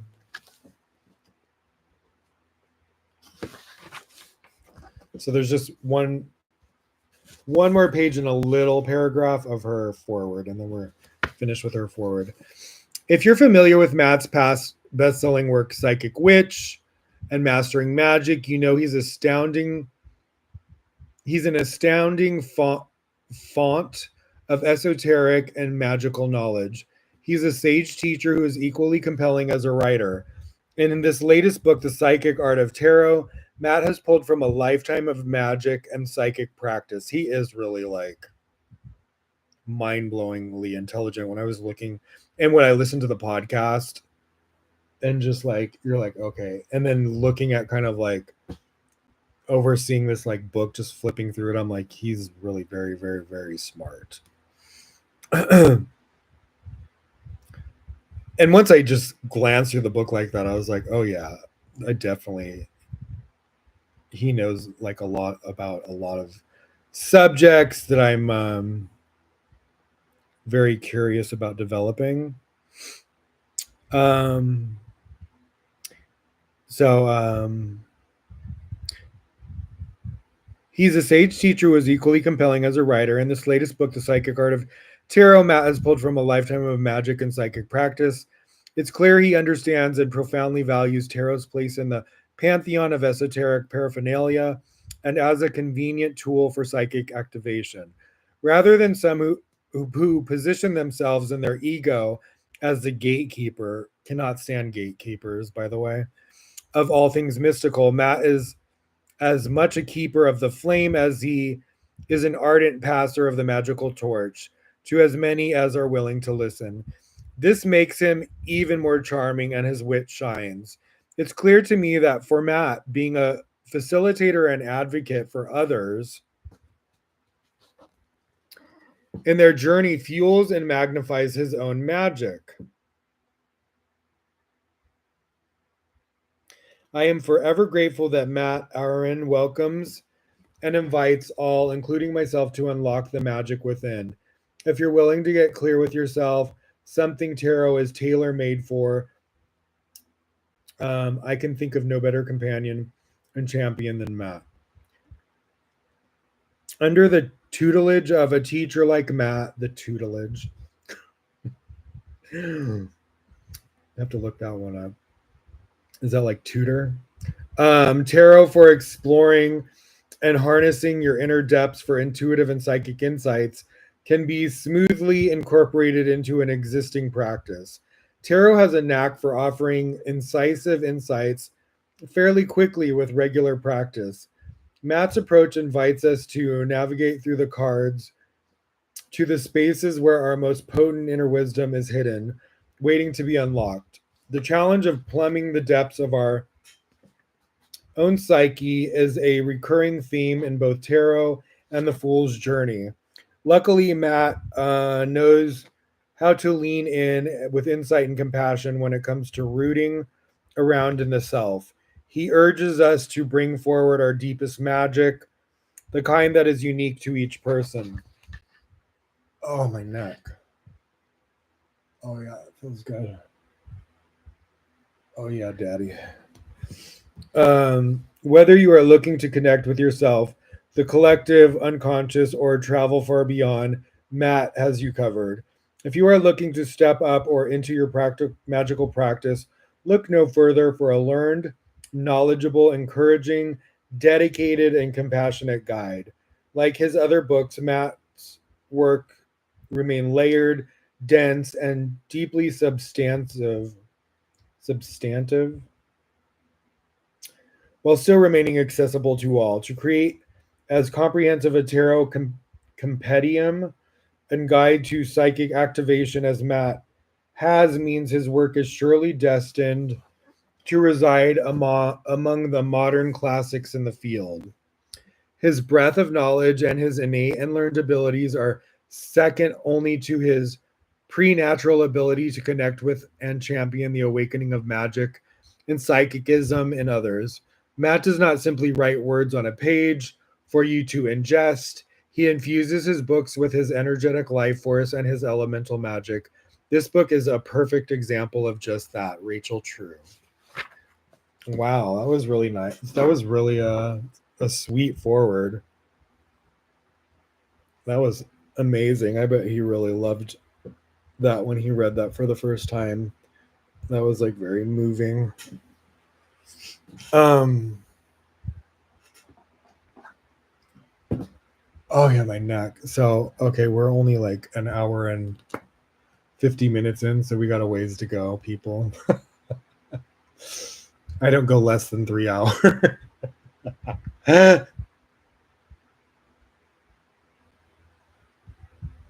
Now we're going to get to the nitty gritty and some of these really cool chapters in here. And then we'll do like a little Newman of Leo consciousness. And then top it off with like a little tarot reading and call it a night. Where's my chocolate?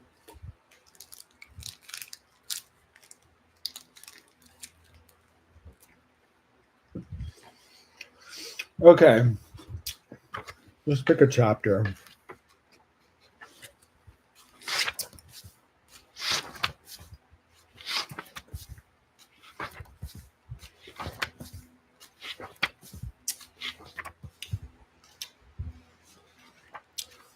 Okay, listen to these chapters. And then whatever one jumps out, we'll start there. What am I, like a drink whore? I have like freaking like 7 drinks. Some are not open though. I'm not even gonna open them. I am like a hot mess today. Um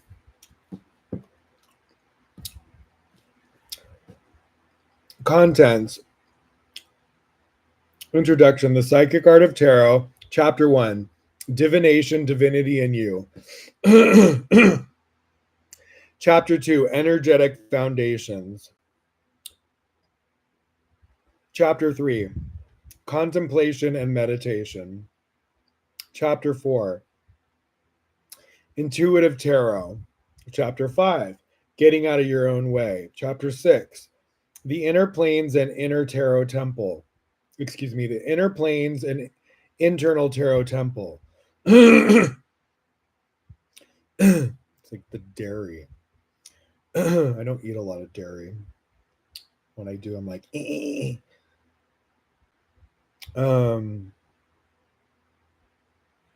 Chapter 7, Your Tarot Spirit Helper.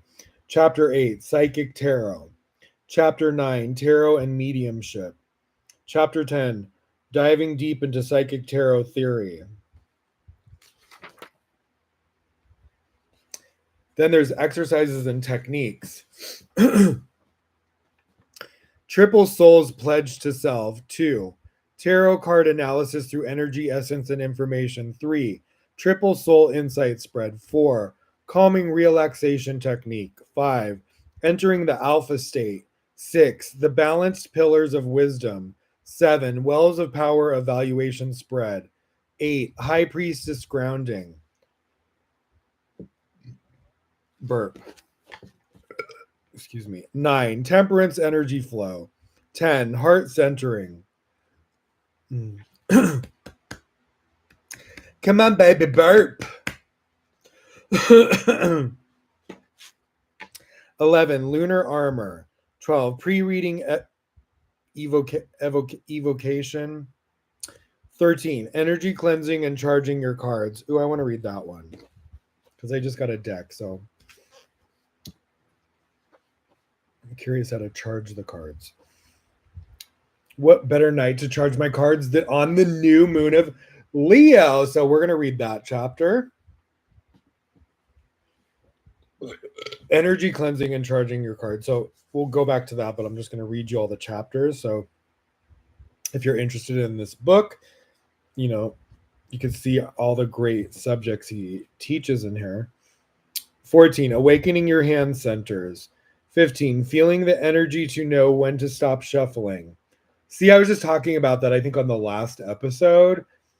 This was the reason this book really just like, because even before I got this book, I was saying that. I was like, when I would shuffle even just my Oracle decks and I'd watch like a lot of tarot card shufflers, I was like, how do you know? Because you'll see people do shuffling and cards just start flying out of the freaking deck. And sometimes people will just take them out of the deck. So I was curious about, you know, how to energetically kind of like know. So I like that he talks about this, feeling the energy to know when to stop shuffling. Establishing your energetic space. The shut-off ring. So 16, 17. 18, strengthening your focus. 19, strengthening your visualization with tarot. 20, thinking like a tarot psychic. 21, your tarot journal. 22, daily draw. 23, comparative tarot exploration. 24, card coupling contemplation. 25, seeing the cards as panels for interpretation. 26, scrying with the tarot. 27, finding your home frequency. 28, hollowing yourself to feel your intuition. 29, building your emotional database. 30, empath development with tarot. 31, connecting with and using a pendulum with tarot. I used a pendulum once and I did not freaking like it. So I'm not like big on, I just didn't get a good vibe when I was using the pendulum and I got rid of it. Feeling the timeline during a tarot reading. I don't like Ouija boards either. There are certain things I don't like for like divination purposes, but I like tarot. Feeling the timeline during a tarot reading. Automatic writing with tarot. When I was speaking of automatic writing, when I was younger, I would hang out with these girls that were like into like all sorts of like witchcraft, and I ended up finding out they were like getting into like satanic crap, and that was the girl that got possessed and everything. But before all that, they would teach me how to do spirit writing as like a teenager. So you would like take like a pen. Do I have one up here? I did. Oh, here it is. So spirit writing, we would do it like this. Like the one would take her hand like this, and you take the hand like your fingers like this, and then you set the thing down. It would go like in a circle for yes, and like back and forth for no. But you can also do spirit writing just yourself, like Cindy, psychic medium Cindy Kaza. She does spirit writing just like herself. Tyler Henry does like a scribbling when he's channeling. He'll just scribble all over a page and starts channeling. I don't do any of that.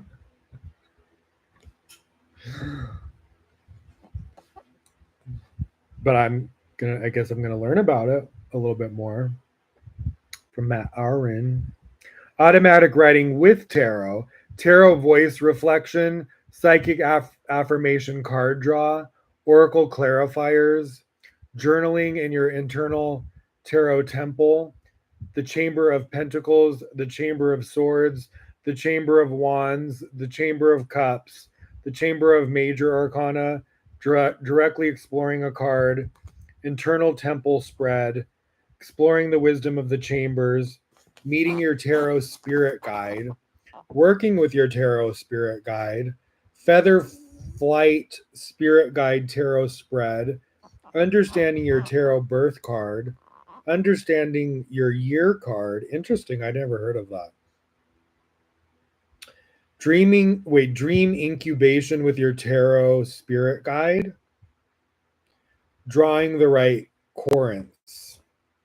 Oh my god, there's a whole nother page. See how much stuff is packed in this book? He created like a little masterpiece here. Strengthening the presence of your tarot spirit guide. I want to read that one too. That's on 177. 77. That's the year I was born. My lucky number. So maybe we'll read those two chapters. And those are beginning kind of things too. You want to like, infuse your deck, and you want to get in touch with your like spirit guides. Aspecting your tarot spirit guide, understanding your psychic learning style, observing your sensory imagination, listening to your inner ears, observing your sensory memory, psychic perception alignment, connecting higher selves during a reading, energetic recalibration, tarot pre-recognition test, telepathic tarot test. Oh, cool. Remote viewing with tarot. Ooh, interesting. Group tarot telepathy development. Ooh.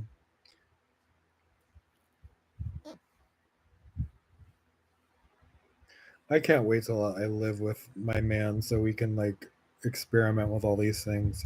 Your mental tarot deck. Blooming breath for mediumship. Connecting to frequencies of light.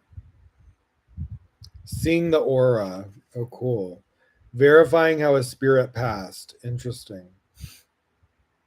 Performing a tarot mediumship session. Cool. Closing down your mediumship session. Mapping your path to your ideal choice spread. Personal alchemy spread. Synchronicity and tarot interpretation.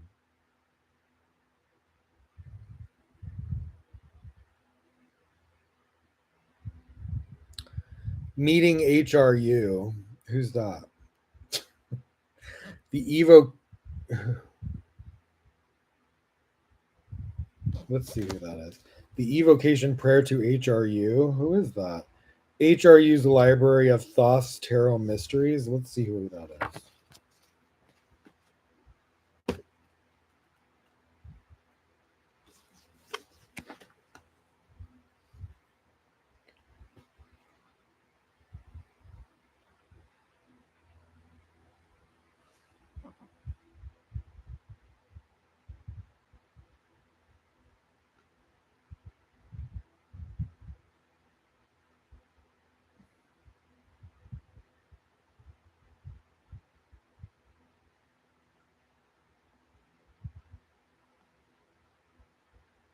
Oh, it's like oh yeah, he was talking about this. It's like a Falcon type like protector of like the tarot. Like he where did I read that? I read something in here where he was talking about that. So it's like a being that resides over like the tarot on I don't know if it's on one of the cards or something. Anywho, let's start with this chapter. What are we at? 2 hours? Okay. So this should fill up the next hour and then. All right, so let's read these 2 chapters. What was it? All right, energy cleansing and charging your cards, 52.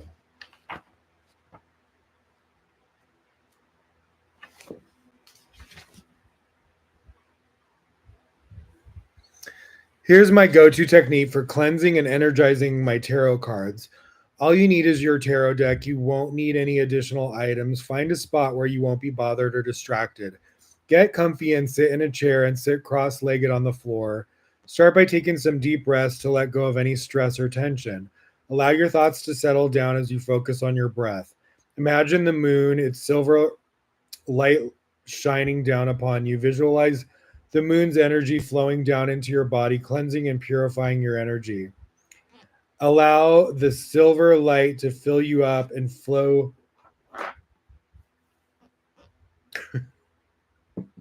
I'm visualizing my deck is being cleansed. Excuse me. Allow the silver light to fill you up and flow down into your hands. Next, hold your deck in your hands and feel their weight and texture. Imagine the silver moonlight flowing down through your hands and into the cards, cleansing them of any psychic energy they've picked up from others or previous readings. Feel the cards becoming lighter and clearer, infused with the insight and intuition. As you do, declare, with lunar power, each card's cleansed anew, removing marred debris that blocks the view. All remnants that obscure and shroud insight are infused with silver glow for psychic sight. Now visualize the sun, its golden light shining down upon you. Visualize the sun's energy flowing down into your body. And we're in Leo, so this is like sun energy alongside the moon as well. Cleansing and charging your energy.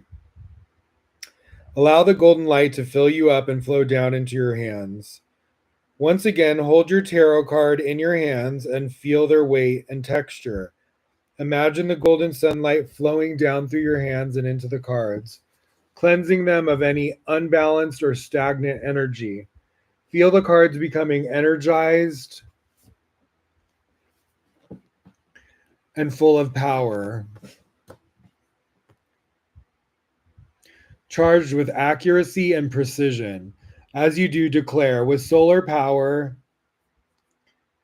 each card's cleansed anew, removing stagnant forces that ensue. All unbalanced energies are made right and are infused with precision's golden light. Cool. Shuffle your cards 4 times, each time envisioning one of the 4 elements balancing its elemental energy in the cards. For example, during the first shuffle, imagine the energy of earth grounding and stabilizing the cards. During the second shuffle, imagine the energy of air bringing clarity and insight to the cards. During the third shuffle, imagine the energy of fire bringing passion and creativity to the cards. And during the fourth shuffle, imagine the energy of water bringing emotional depth and intuition to the cards. Once you've completed your shuffles, thank the moon and the sun for their cleansing and charging energy. Thank the elements for balancing the energy in the cards. All right, let's shuffle. And on top of it, I'll draw the light of the sun and Leo as well. Cough, Tet.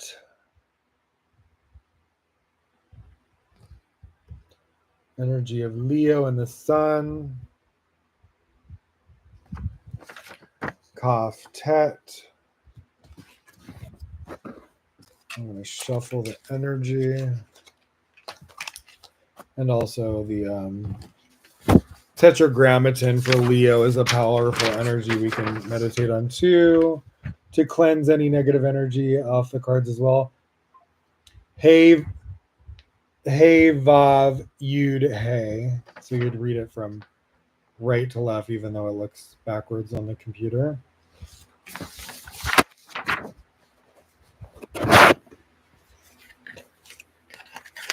And that's from the Sefer Yetzirah from the Book of Abraham.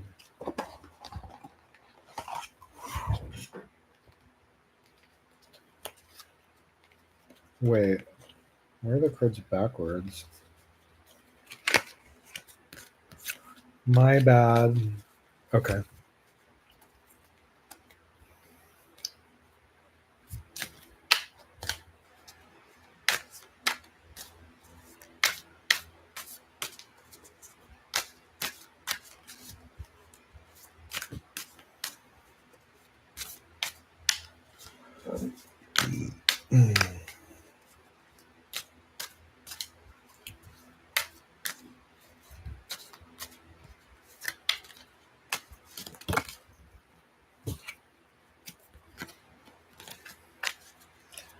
I'm not doing a rating yet. I'm just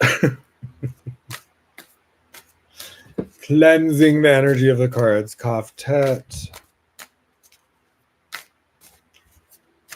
Sinking them. Okay. 1, 2, 3, 4.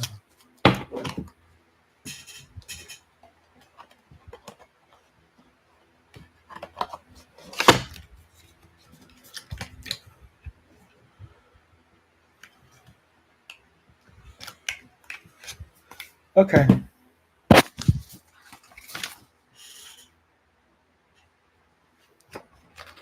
All right, and then let's read the other one about your spirit guide. And then we'll go on to learn about the new moon of Leo. Okay, strengthening the presence of your tarot spirit guide 177.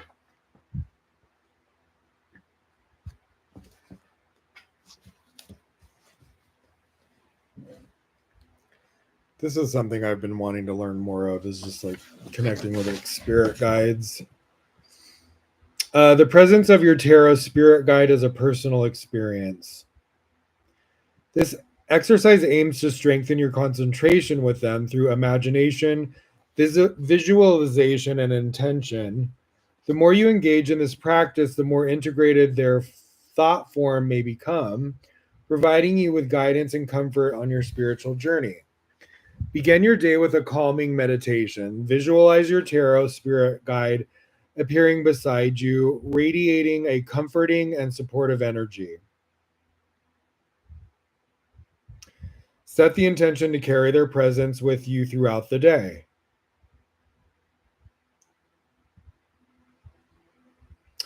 As you get ready for the day, recite affirmations that affirm your connection with your tarot spirit guide. Speak aloud or silently to yourself, acknowledging their guidance and protection as you navigate the day's events. Throughout the day, before making important decisions or facing challenges, pause for a moment. Imagine your tarot spirit guide by your side, offering their wisdom. Seek their guidance through visualization, asking questions, and sensing their responses.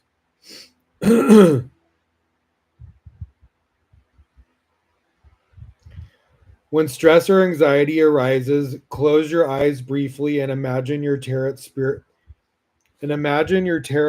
guide wrapping you in a comforting embrace. Okay, when stress or anxiety arises, close your eyes briefly and imagine your tarot spirit guide wrapping you in a comforting embrace. Feel their calming energy as they help you center yourself and find inner peace amidst the chaos. During lunchtime or breaks, take a walk in nature. Imagine your tarot spirit guide exploring alongside you, whispering insights about the natural world and encouraging you to connect with the energy of the environment. At the end of the day, sit quietly and reflect on the experiences you had with your tarot spirit guide. Journal about the moments you imagined them being present, the messages they conveyed, and the emotions they evoked.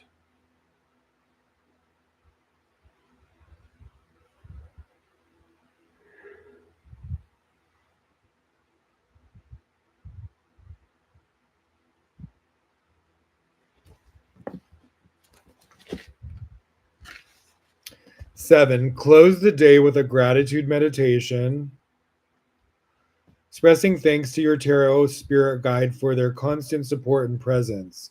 Visualize them embracing you with love and gratitude, anchoring their thought form deeper into your reality. So, I remember when I first started listening to Abraham Hicks, and it was like this one video where she was explaining, I think it's in one of her books too, where she was talking about meditating and that she got very serious about meditation. And every day she would like go sit in this room in this chair with just like a fan blowing.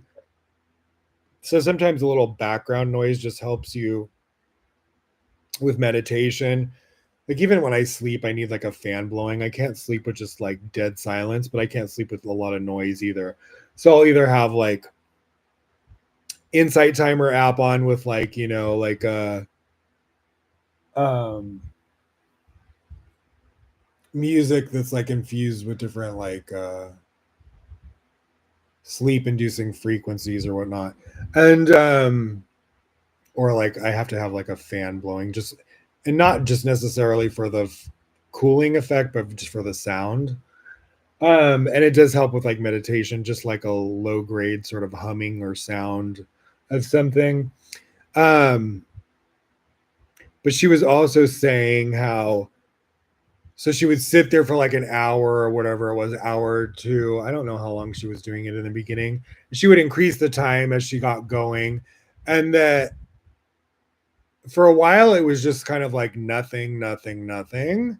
And then all of a sudden she got like heard like a voice.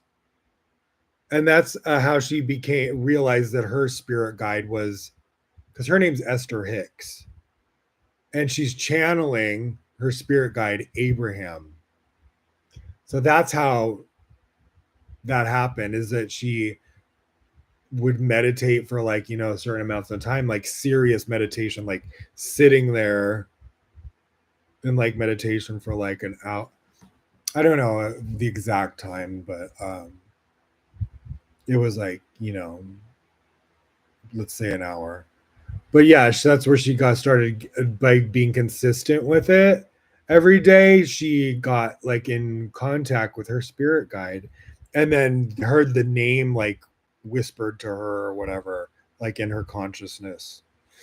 So I find this interesting. Something I need to get better at is just meditating and for like I end up like falling asleep. I need to go. So there's a store that has these like little cute little like Indian like meditation, like almost like little round little like they're not stools because it's like cushiony. It's like just like a round little meditation like chair that you can just like sit on and meditate. They're like from India. I want to get one just for specifically to start meditating in like my room. Okay. And then just two more pages of this, and then we'll go into all the notes I got for the Kabbalistic notes on the new moon of Leo. So, exercise 54, aspecting your tarot spirit guide, whatever that means. This exercise is more advanced and should only be attempted when you feel completely comfortable and confident in your connection with your tarot spirit guide and trust them completely. Well, how do you do that? You want to have a strong foundation in working with them and be sure of their energy you are inviting. If you ever feel uneasy or unsafe during the exercise, it's crucial to stop immediately and reconnect with your own energy. See, that's how I felt when I was doing the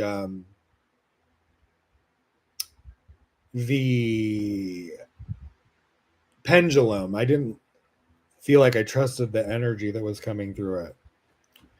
And I really the energy was coming through it. Something was like moving it, but I didn't feel like it was like being honest, or it wasn't communicating properly with me, and I could really feel that it's a weird feeling when you channel, an entity's energy like that, and you feel it like go through you. It's unsettling. To me anyways, depending on, that's why it's like that's why certain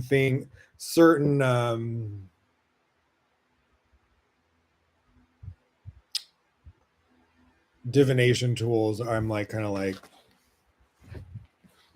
I don't really fuck with because I'm just like don't trust what's coming through. That's like how I felt about Ouija board. I always just didn't trust who was coming through or how to control, that situation.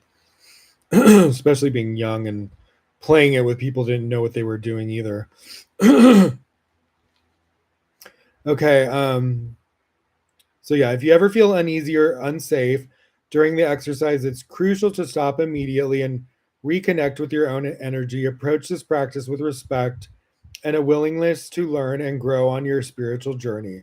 By invoking your tarot spirit guide and harmonizing energies, now they teach us in Kabbalah too that you can call upon um, Kabbalistic spirits to enhance your connection.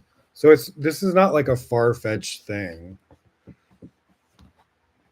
but it's not I think you should really like learn about it a lot before you really just kind of like go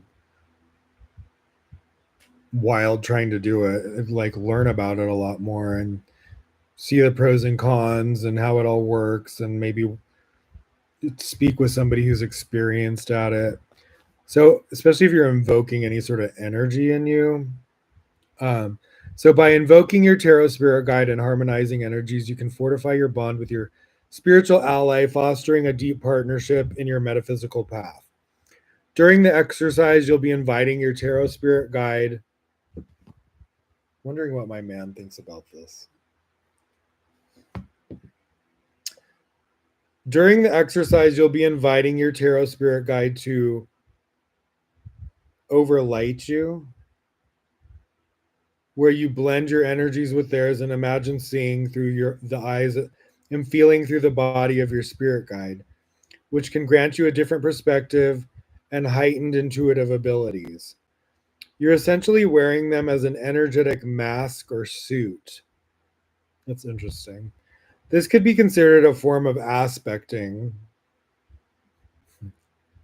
a term adopted simultaneously in the 1980s by Ivo Dominguez Jr.'s tradition Assembly of the Sacred Wheel, and Starhawks Reclaiming Tradition from Roger Zelensky's 1960 science fiction novel Lord of Light. Aspecting is where you take on an aspect of a spirit without having a full possessory experience. See, I probably prefer that. I've found that practice I'm about to share can lead to more unique insights into the tarot cards and the messages they convey.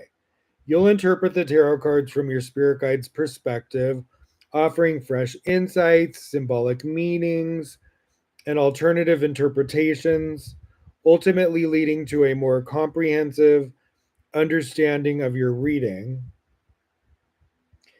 Embrace this empowering experience as an opportunity for personal and spiritual growth. It's essential to trust yourself and your relationship with your tarot spirit guide before attempting this practice. Oh, yeah, no, you know what I forgot to speak on? I was going to pull up those lyrics by Live. Hold on a second.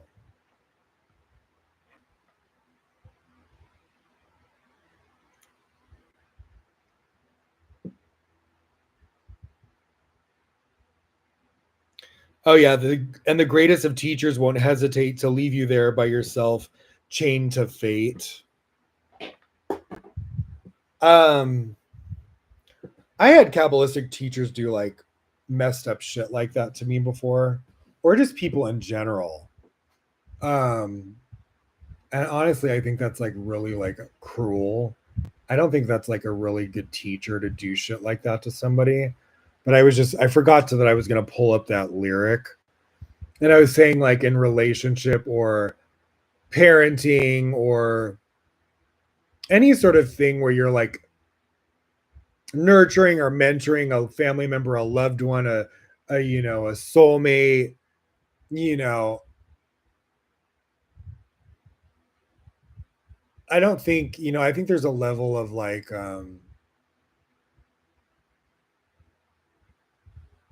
cruelty that certain people like possess, that I just don't like in people. And I could never just like feel myself be that type of person. I've always been there for people. If they are not in my life, it's because they either have done something like extremely like harsh, or they chose to be like, you know, out of my life. But I'm not a cruel person at all. Um like I can have internal, like friendships or whatever, work relationships or like a soulmate relationship, but what I won't stand for are people that are like cruel, hurtful, users, fake. So I always have had that sort of like energy with like people where I'm like, because I'm empathic, because I'm sensitive, um, when somebody treats me with that level of like abandonment or cruelty to like learn some type of like lesson, to me that's like some sadistic ass shit. Anyways, that just popped in my mind, and I forgot to look up that line. So that's the line. And a lot of my Kabbalah teachers would behave this way. And the greatest of teachers won't hesitate to leave you there by yourself, chained to fate. But I don't think to me, it was just like they would kind of like use you, influence you, and not care about what they took or how they influenced you, is what I'm saying. And this is backtracking to that whole like subject of not being loyal in relationships, or not caring about people, or treating them with like compassion, or and really treating them like some sort of like disposable sort of like lesson, or like just I don't know. I don't respect people like that. Anyways, back to this. sometimes I'll forget something, and then maybe it's my spirit guide will be like, you forgot to say that, and then I'll go back. So yeah, pardon me. So this is the 7 ways to aspect your tarot spirit guide right here. Mentally call upon your spirit guide by name and visualize their symbol or representation. Imagine a radiant light surrounding you, representing your tarot spirit guide's energy. Visualize this light merging with your own creative blend of energies. Feel their presence gently enveloping you like a protective and supportive costume. Visualize yourself and your tarot spirit guide as one unified being. Imagine looking through their eyes and feeling through their body. Sense their wisdom, intuition, and psychic abilities merging with your own, enhancing your perception and understanding. With your tarot spirit guide's energy flowing through you, shuffle the tarot cards while remaining in their presence. Draw the cards for your reading, feeling their guidance and insights influencing your choices. As you lay out the cards, interpret them with your tarot spirit guide's perspective. Trust your intuition and any thoughts or emotions that arise while connecting with their energy. Feel the added depth and clarity in your psychic insights during the reading. After the reading, take a moment to thank your tarot spirit guide for their support and insights. Reflect on the experience and any unique perspectives or messages you gained through their guidance. When you're ready to conclude the exercise, visualize your energy separating from your tarot spirit guide's energy. Allow their presence to gently withdraw from your energetic costume, returning you to your individual self. Interesting, very interesting. No, I'm just kidding. Okay, now we're gonna wanna funna hunna yana. We're gonna read. Oh, I forgot to print them, so we're gonna read them off my phone. Save a tree. Okay. Astrology forecast for the month of Leo 2025, the new moon of Leo. The new moon in Leo marks the beginning of a deeply powerful month with a strong concentration of planets and fire signs, 5 in total. There is a noticeable lack of water and earth elements, which signifies a cycle driven by willpower, creativity, personal drive, and the need for self expression, but with little emotional grounding or practical focus. The sun and the moon in Leo highlight our need to take center stage in our lives. Leo wants to shine, create, lead from the heart, and express authenticity. However, this new moon stands in opposition to Pluto in Aquarius, revealing a powerful tension between our desire for individual expression and the pressure of larger collective transformations. The key question here is, how can I stay true to myself without losing sight of the greater good? Mercury in Leo will be retrograde from July 18th to August 11th, inviting us to review how we communicate, especially in situations where we seek validation. It's a time to reassess personal narratives, identify unnecessary drama, and ask ourselves whether our words build something meaningful or simply seek applause. Emotional relief arrives on August 1st. When Venus enters, yeah, I'm excited for like August. When Venus enters Cancer and joins Jupiter already in that sign, these two planets are known as the benefics because they represent love, expansion, generosity, and beauty. They're meeting in Cancer, a sign that rules home, deep emotions, and nurturing, creates a supportive environment for healing relationships. Reconnecting with emotional security and focusing on what truly makes us feel loved and safe. My baby. It's a beautiful moment to open the heart and soften the month's intensity. Mars, the planet of action, moves from Virgo into Libra on August 6th.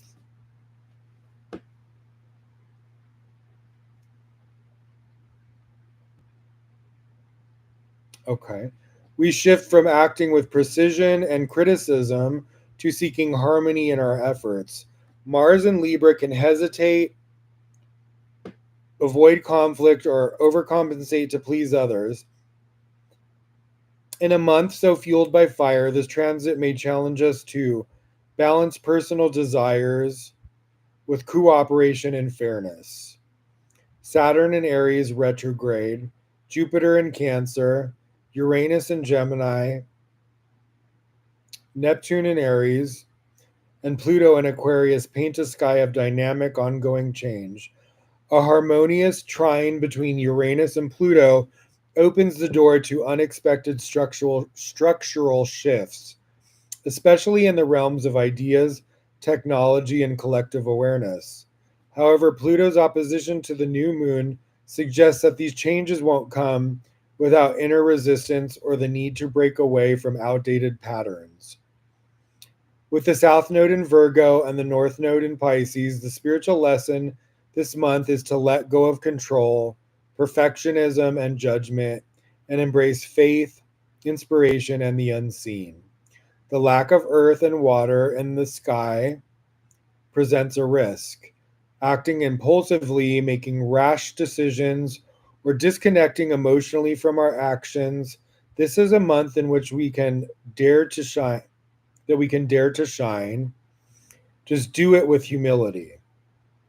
Question the ego, rewrite old stories, soften your defenses, and find balance between ambition and compassion.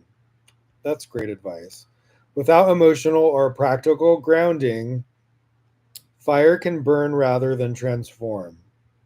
The key lies in finding an inner flame that inspires without consuming and in making space for the heart. I love that.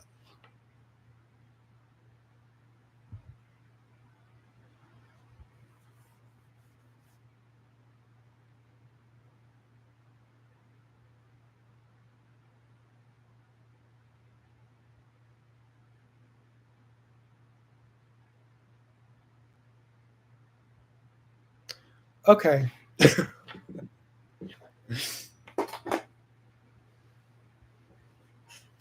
um so yeah, one more time we'll like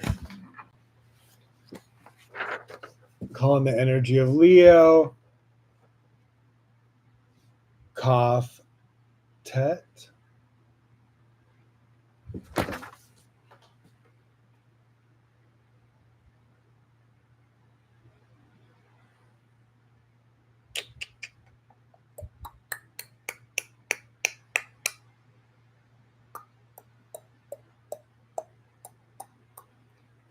Okay, so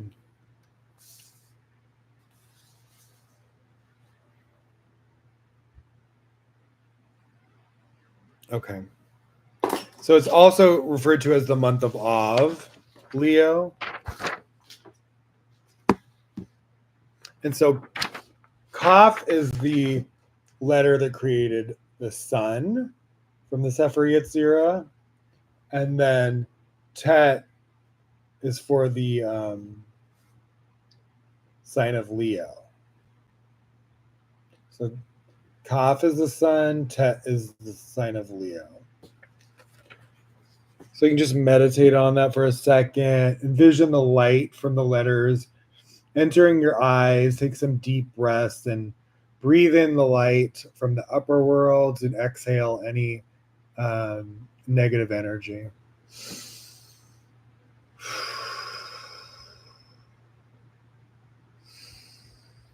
Visualize the light filling your body and eradicating any negative energy.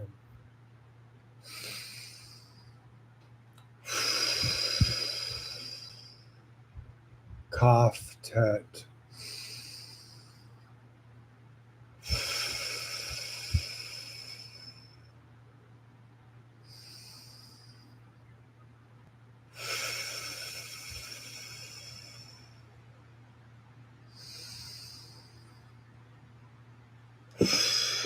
And we'll do the same with the tetragrammaton for Leo. Hey, Vav, Yud, Hey. So this is drawing the energy of Leo in for the entire month, drawing in blessings for the entire month of Leo. Hey, Vav, Yud, Hey. Envision the same, the light filling your body and eradicating any negativity from your body and your entire month. Hey, Vav, Yud, Hey.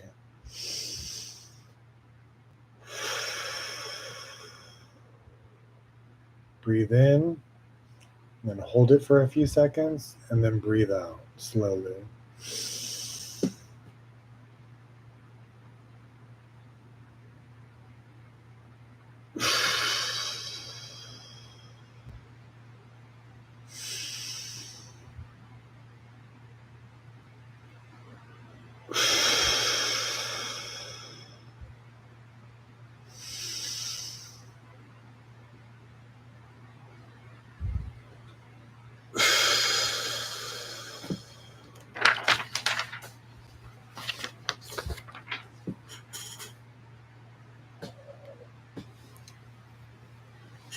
What was I thinking about?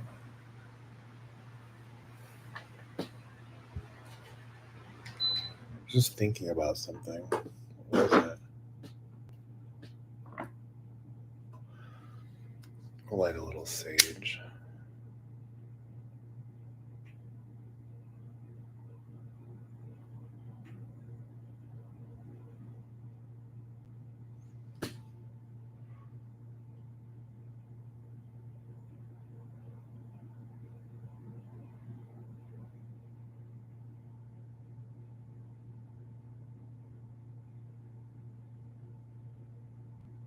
Oh, I remember what I was going to say. Want to see my Leo spirit guide? That uses picture of this like Leo like anime warrior picture when I was like promoting this episode. It's such a cool photo. It's like my like little Leo samurai. Here, I'll show you. This is me tonight.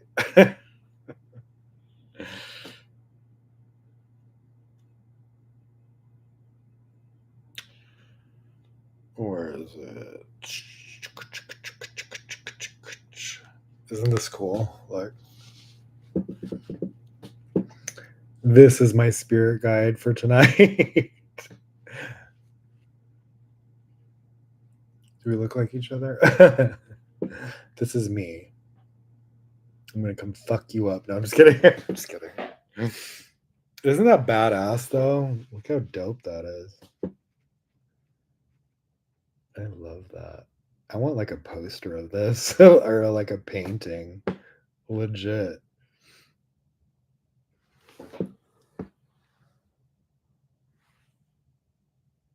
Love it.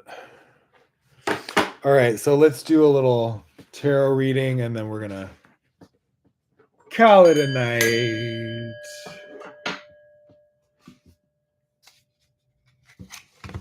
And let's do, since I just saged, do a little spiritual cleansing.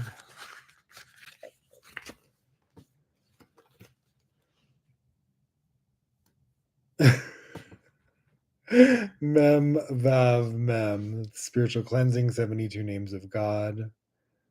It's the prayer you do when you sage to cleanse the energy. It activates the smudging. Okay. All right, let me move all this so I can set the cards over here. Let me just move some stuff. You go over here, you go over here, you go over here, over here, over here, over here, over here, over here. Okay. Actually, this can go over here as well. Okie dokie. And let me like clear this area. Cards, a little incense or sage dust. Okay. All right, and then which reading did we want to do? Where's my other book? All right, so we'll do a different layout. So we did advice from the universe last time.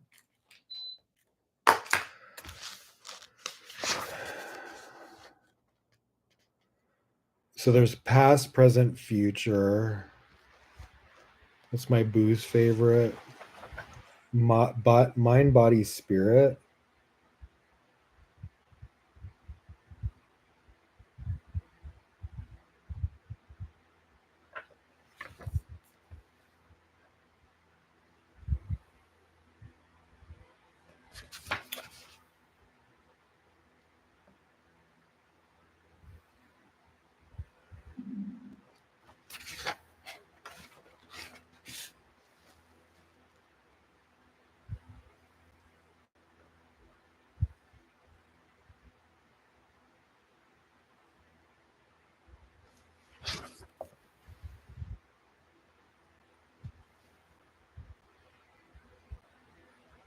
Let's do this. So asset and hindrance.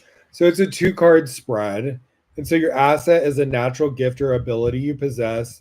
And then hindrance is something that may be blocking your gift from manifesting. All right, so we'll do that. So let's read about asset and hindrance 2-card spread. Tarot can help uncover your natural gifts and assist you in developing them further. This 2-card spread focuses on a strength you may not realize you have and something that may be hindering its discovery. Become curious about your spiritual gifts and open your mind to what you could unearth. Okay, I like this. Notice which types, because I'm trying to uncover, what I want to develop in my spiritual gifts that I think I have natural abilities in, or I have genuine interest and passion in. So notice which types of cards are in either position. A major arcana card in either position carries more weight than a minor arcana card. Arcana card. Observe which elemental suits appear.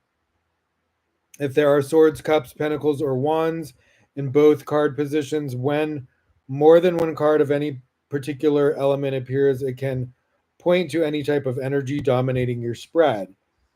With these things in mind, use your intuition, allow messages of each card to reveal your gifts and lead you to confront where you may be out of alignment with them. Approach what you receive with curiosity rather than judgment. You have the option to leave the spread as is or to expand upon the messages it's given you by asking these additional questions and pulling one more card for each answer. How can I develop this asset further? What can be done to release what is hindering me?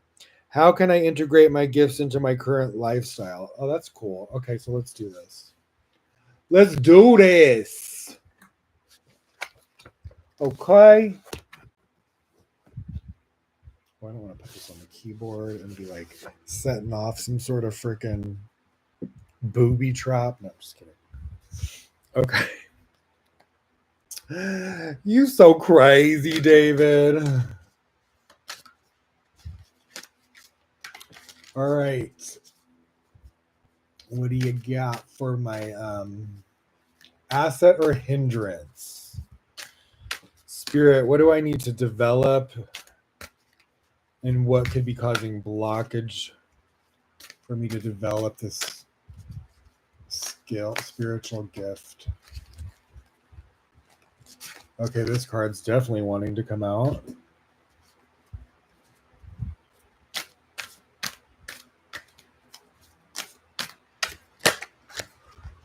Right. No, that was too many cards.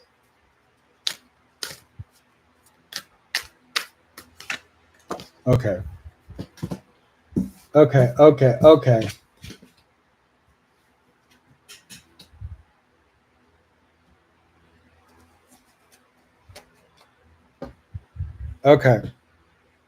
Okay, okay. Where's my chapstick?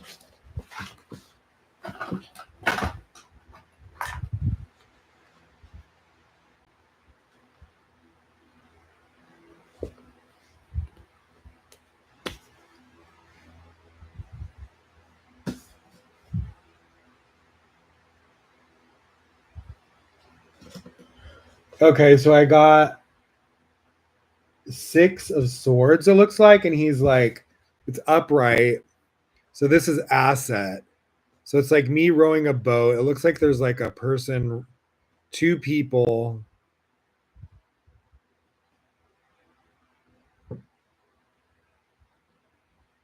Is that me and my mother in Chile?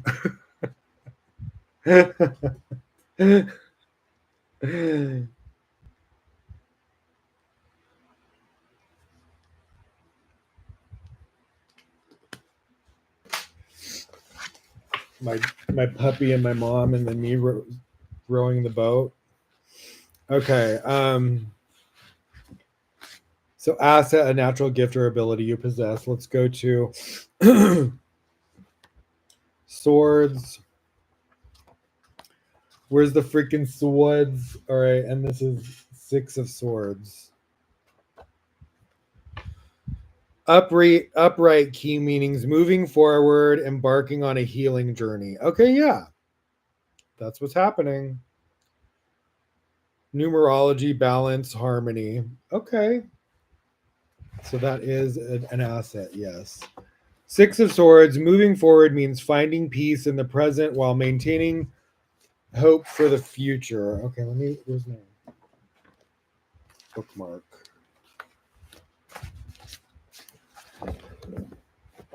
Trust the worst is behind you. Thank the heavens. Thank God. After conquering a string of conflicts and challenges, you are ready to expand into the serene journey presented by the 6 of Swords cards. Yes, I am. On it, we see 3 figures with their backs to the viewer, taking a boat ride from choppy waters toward more calm waters. Yes, God. Heading towards the peaceful shore. Yes, yes, yes, yes. The man steering the boat represents masculine, action oriented energy.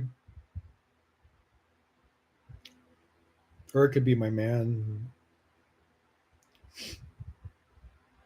The man steering the boat represents masculine, action oriented energy, while the seated figure is assumed to be female, sitting passively under a hooded cloak. She represents feminine, intuitive energy, while the child sitting nearby may represent the inner child. The 6, or my baby puppy. The 6 swords standing in front of them inside the boat represent the forward movement of thoughts being safely carried over the water, symbolic of emotions. That's us moving out of this freaking country to Sweden. General reading.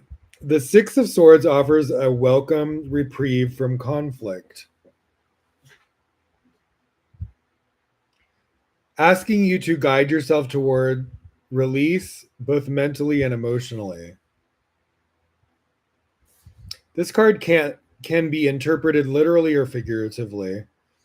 Since the action of a healing journey may take place within you, or may be tied to a physical journey undertaken to give yourself distance and space.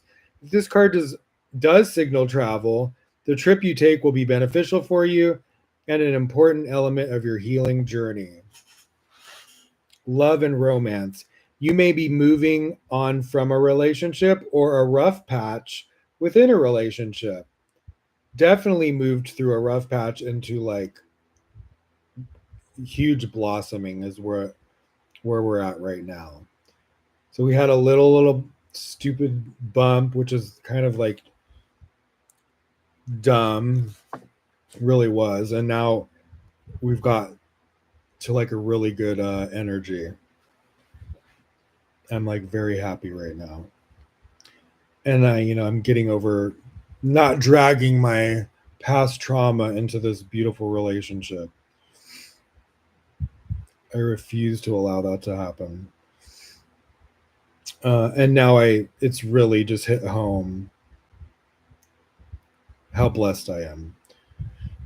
Consider moving in with a partner. Ooh, yes. Consider moving in with a partner or moving into a new space to expand or begin a family.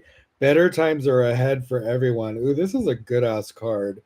Career, money, you will soon be leaving a job or a situation behind and moving toward much better career opportunities. That is what has happened. The door closed with that music competition, and then all this new stuff is opening up. Um, Positive changes are coming in your finances. Amazing. A possibility of moving for work is on the horizon. Amazing. When it presents itself, trust this opportunity. Wow. Ooh, that's exciting. It's personal, spiritual. You've reached a new level on your spiritual healing journey.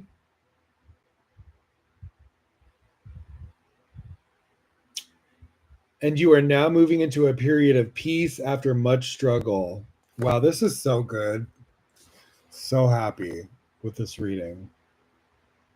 And I really like feel and embody this reflection. An upcoming move or some travel plans will do wonders for your flagging spirit. Interesting. Hmm. Okay, now what's hindering? I got this in reverse, which is Pentacles, Four of Pentacles.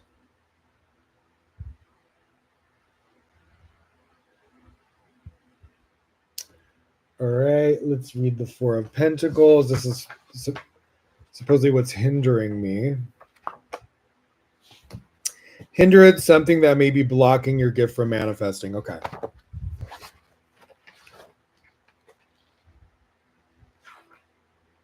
All right, here we go. Reversed. So first I'll read what Pentacles about, and then I'll read the reversed. Four of Pentacles, holding too tightly onto the material world will never satisfy your need for a sense of security. Okay. The doors of abundance are opening all around you, but now you must reevaluate your relationship to resources and stability. In the Four of Pentacles, we see a man surrounded by abundance, wearing a crown and sitting upon a throne. Despite having all the things he needs, he appears uncertain about the lasting quality of his good fortune. True. One coin sits atop his crown, indicating that money is always on his mind, while he clutches another coin to his heart, showing he is emotionally tied to his wealth.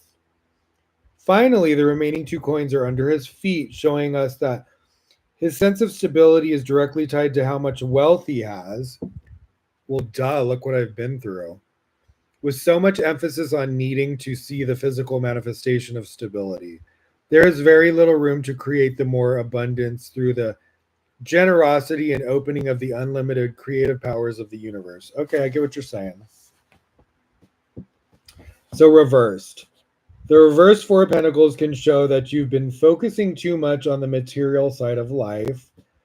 I do sometimes because I'm going through this transition of disability into like working again and the pressure to pay bills and provide and the pressure of like my future. Of course, that is looming on me. But I have to like, I know I have to release fear or anxiety or any sort of like being too focused on materialistic things or, I have to, like, I get it. I get what I'm supposed to do. And I'm not saying it's always easy to like embody that energy. Sometimes the fear like can like, or the pressure, whether you feel like you're like, and this is probably the strongest I've ever been at, not letting that fear like engulf me. But it's still nevertheless, I'm still like, kind of like,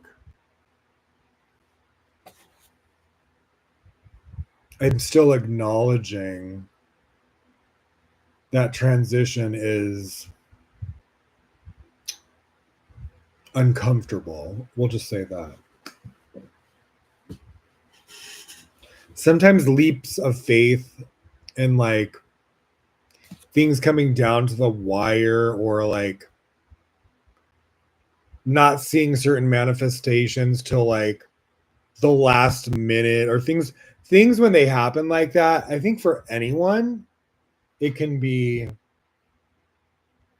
daunting or nerve wracking or like stressful. So I mean, maybe for like people that are perfect, it's a breeze. But when you've been through what I've been through, your nervous system isn't the can easily like be triggered by stuff like that. So I have to kind of like do a lot of things to kind of soothe myself and remind myself that source loves me and that I am in alignment and that I'm source is going to guide me, that everything I need will come in the right timing. So all that. But I am in that sort of like uncomfortable transition stage. So the reverse Four of Pentacles can show that you've been focusing too much on the material side of life. Emotional and mental stability are just as important as material stability. And I also want to say that there's also pressure from the external world being put on you from either, family, you know, bill collectors, there's external forces that put that pressure on whether you want to be, worried about it or not. So there's that as well. So emotional and mental stability are just as important as material stability.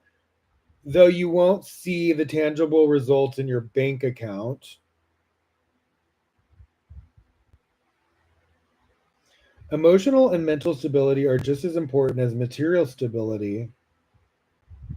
Though you won't see the tangible results in your bank account. Oh, yeah, like emotional and mental stability you won't see in your bank account. Okay. Insecurity cannot be cured by amassing wealth and possessions. Oh, I know. It's time to focus. I know. Okay. Just kidding. This card could also indicate that you are being too controlling across the board and need to relax. Well, I guess you told me, didn't you, for Mr. Four of Pentacles? I need to relax. Is that what I need to do? Okay.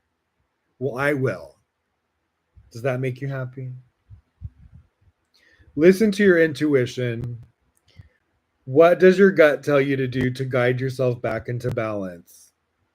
Fuck you. No, I'm just kidding. I'm just kidding. Kidding, spirit guides. Kidding. Just kidding. Listen to your intuition. What does your gut tell you to do to guide yourself back into balance? Exactly. Relax, breathe, trust the creator, trust my angels, trust the universe, trust divine timing, trust limitless abundance, trust, relax, breathe, balance, surrender. Okay. And that is our conclusion for Supernal David, episode 2. What was the title? Episode 2. Wait, season 1, episode 2, part 2. Already forgot the damn title. Leo rising. No, I'm not affected. Oh, wait. So yeah, I was gonna elaborate on that line. So like that's part of the line from so yeah, let's read Lord's lyrics for that song and then we'll call it a night. This song was so triggering and I was like, this is why I'm going to use this song, because I really hated the lyrics. And then I was like, but I hate it in a good way. Like the song sounds so great, just like I loved the sound of the song, and I'm like, oh, I really love the way the song sounds, and I like the lyrics, but I was like, I don't, it's like triggering because I've been treated like that before. That's what's triggering about the song for me. And I was like, this is exactly why I want to use it, because Leo represents like loyalty, and this is somebody who's like so not loyal in love and so disposable, treating somebody as like a game and so disposable. And especially as me and my soulmate are having to like make these leaps of faith and trust and develop trust, I was like, it just made me kind of like disgusted that people behave like this, or reminded me of when I was younger. And it reminds me of, probably like the fears that my soulmate has experienced from past relationships. And I wanted him to know that he's never going to experience that with me. And so I was like, you know what? This is the perfect song for the night. And I immediately messaged him what before I even used the song and posted the content for this episode, because I wanted him to understand what I was going to be discussing. And how I feel about this subject. And he gave me a little like heart, and I don't know. I just love him so much. And I think me and him have both been through it, and we're like very blessed to like find each other, because I can tell we're just like a different breed. So here's the lyrics. Chewing gum, I know, don't hide the sour taste that's in my throat. But the voice in my head says, do you have the stones? When you get close, I don't know what the hell she's talking about there. When you get close enough, I'll let down my braids and you'll climb down. In my room, we can do anything you want. That's hot. Whatever. Everyone that I've slept with, all the pairs of hands, I'm reckless. If I'm fine without you, why can't I stop? Everything I want, speeding up my pulse. I don't sleep, don't dream at all. Give them nothing personal, so I'm not affected. So she's just like, she's being detached. I think when you've been hurt, it's a protective, especially when you've been hurt when you're young and it's still not healed. Sometimes you can have these behaviors that are like protective. What's the word? Protection. What is the freaking word? Protection. Let's just say behaviors. I can't get the right word. Protection boundaries. Protection. I don't know. And so you're afraid to like let somebody in or trust them because you're afraid to be hurt. So you act cold or detached. So it goes, I've been the ice, I've been the flame. I like this. The chorus is really good. I've been the ice, I've been the flame. I've been the prize, the ball and chain. I've been the dice, the magic 8. So I'm not affected. I've been the siren, I've been the saint, or been the saint. I've been the fruit that leaves a stain. I've been up on the pedestal, but tonight I just want to fall. Fall in love. Tonight I just want to fall. Yeah, tonight I just want to fall. Mirror, mirror on his shirt, I see a hot mess in an antique skirt. But the voice in my head says, don't let him leave alone. I become her again. Ah ha ha. Visions of a teenage innocence. How'd I shift shape like that? So what is she like, shape shifting to her like younger self? Everyone that I've slept with, all the metal that I've messaged, if I'm fine without it, why can't I stop? Everything I want, speeding up my pulse. I don't sleep, don't dream at all. Give them nothing personal, so I'm not affected. All right, and then the chorus again. Then tonight I just want to fall. So this was the triggering part. This part, the bridge. So she goes, I'll kick you out and pull you in. Swear that you were just a friend. Ooh, these words are so cutting. This triggered me.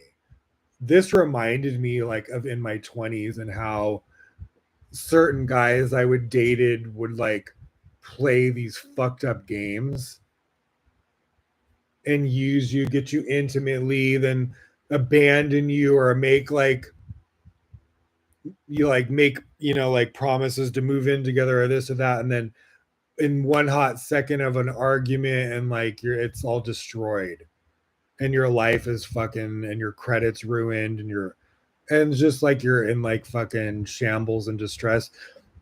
And those people can just move on, like, and I remember when my that guy did shit like that to me, that pseudo X or whatever, in my 20s, where he like fucked my roommate's boyfriend, which ruined my roommate situation. Then I had to drop out of college because I didn't have a place to live, and had to find a roommate off Craig's fucking list, like shit like that. And I remember like throwing it in his face what he did, and he did not take any sort, he really did not take any sort of accountability for thinking that what he did was wrong. And that's what I'm saying. Some people are so detached from the way they treat people that they are, the whole, everything revolves around them and their desires and what they want and what they can get and what they can use, and they don't care about how it affects anyone else. And so that, this is what just disgusted me, because it just reminded me of people that are like this, and how cruel it is, and how I will, I just wanted to speak out on it. So yeah, here's the bridge. I'll kick you out and pull you in. Games. Swear that you were just a friend. That's just like cruel to like hurt someone when they have like, that has loved you. And when it's all over again, say I'm not affected. Act like you never cared. I'll kick you out and pull you in again. Swear that you were just a friend. And then it's a shapeshifter. And when it's all over again, say I'm not affected. Great song, but very triggering, right? But it went perfectly with the theme of like hindrance, and then Leo loyalty is the asset. All right, guys. I love you. I love you, baby. I hope you guys all enjoyed season 1, episode 2, part 2. And I will see you in a few weeks for episode 3. Good night. Happy new moon of Leo. God bless. I love you. I love you, baby. Have a good night. And thanks, guys, for joining me.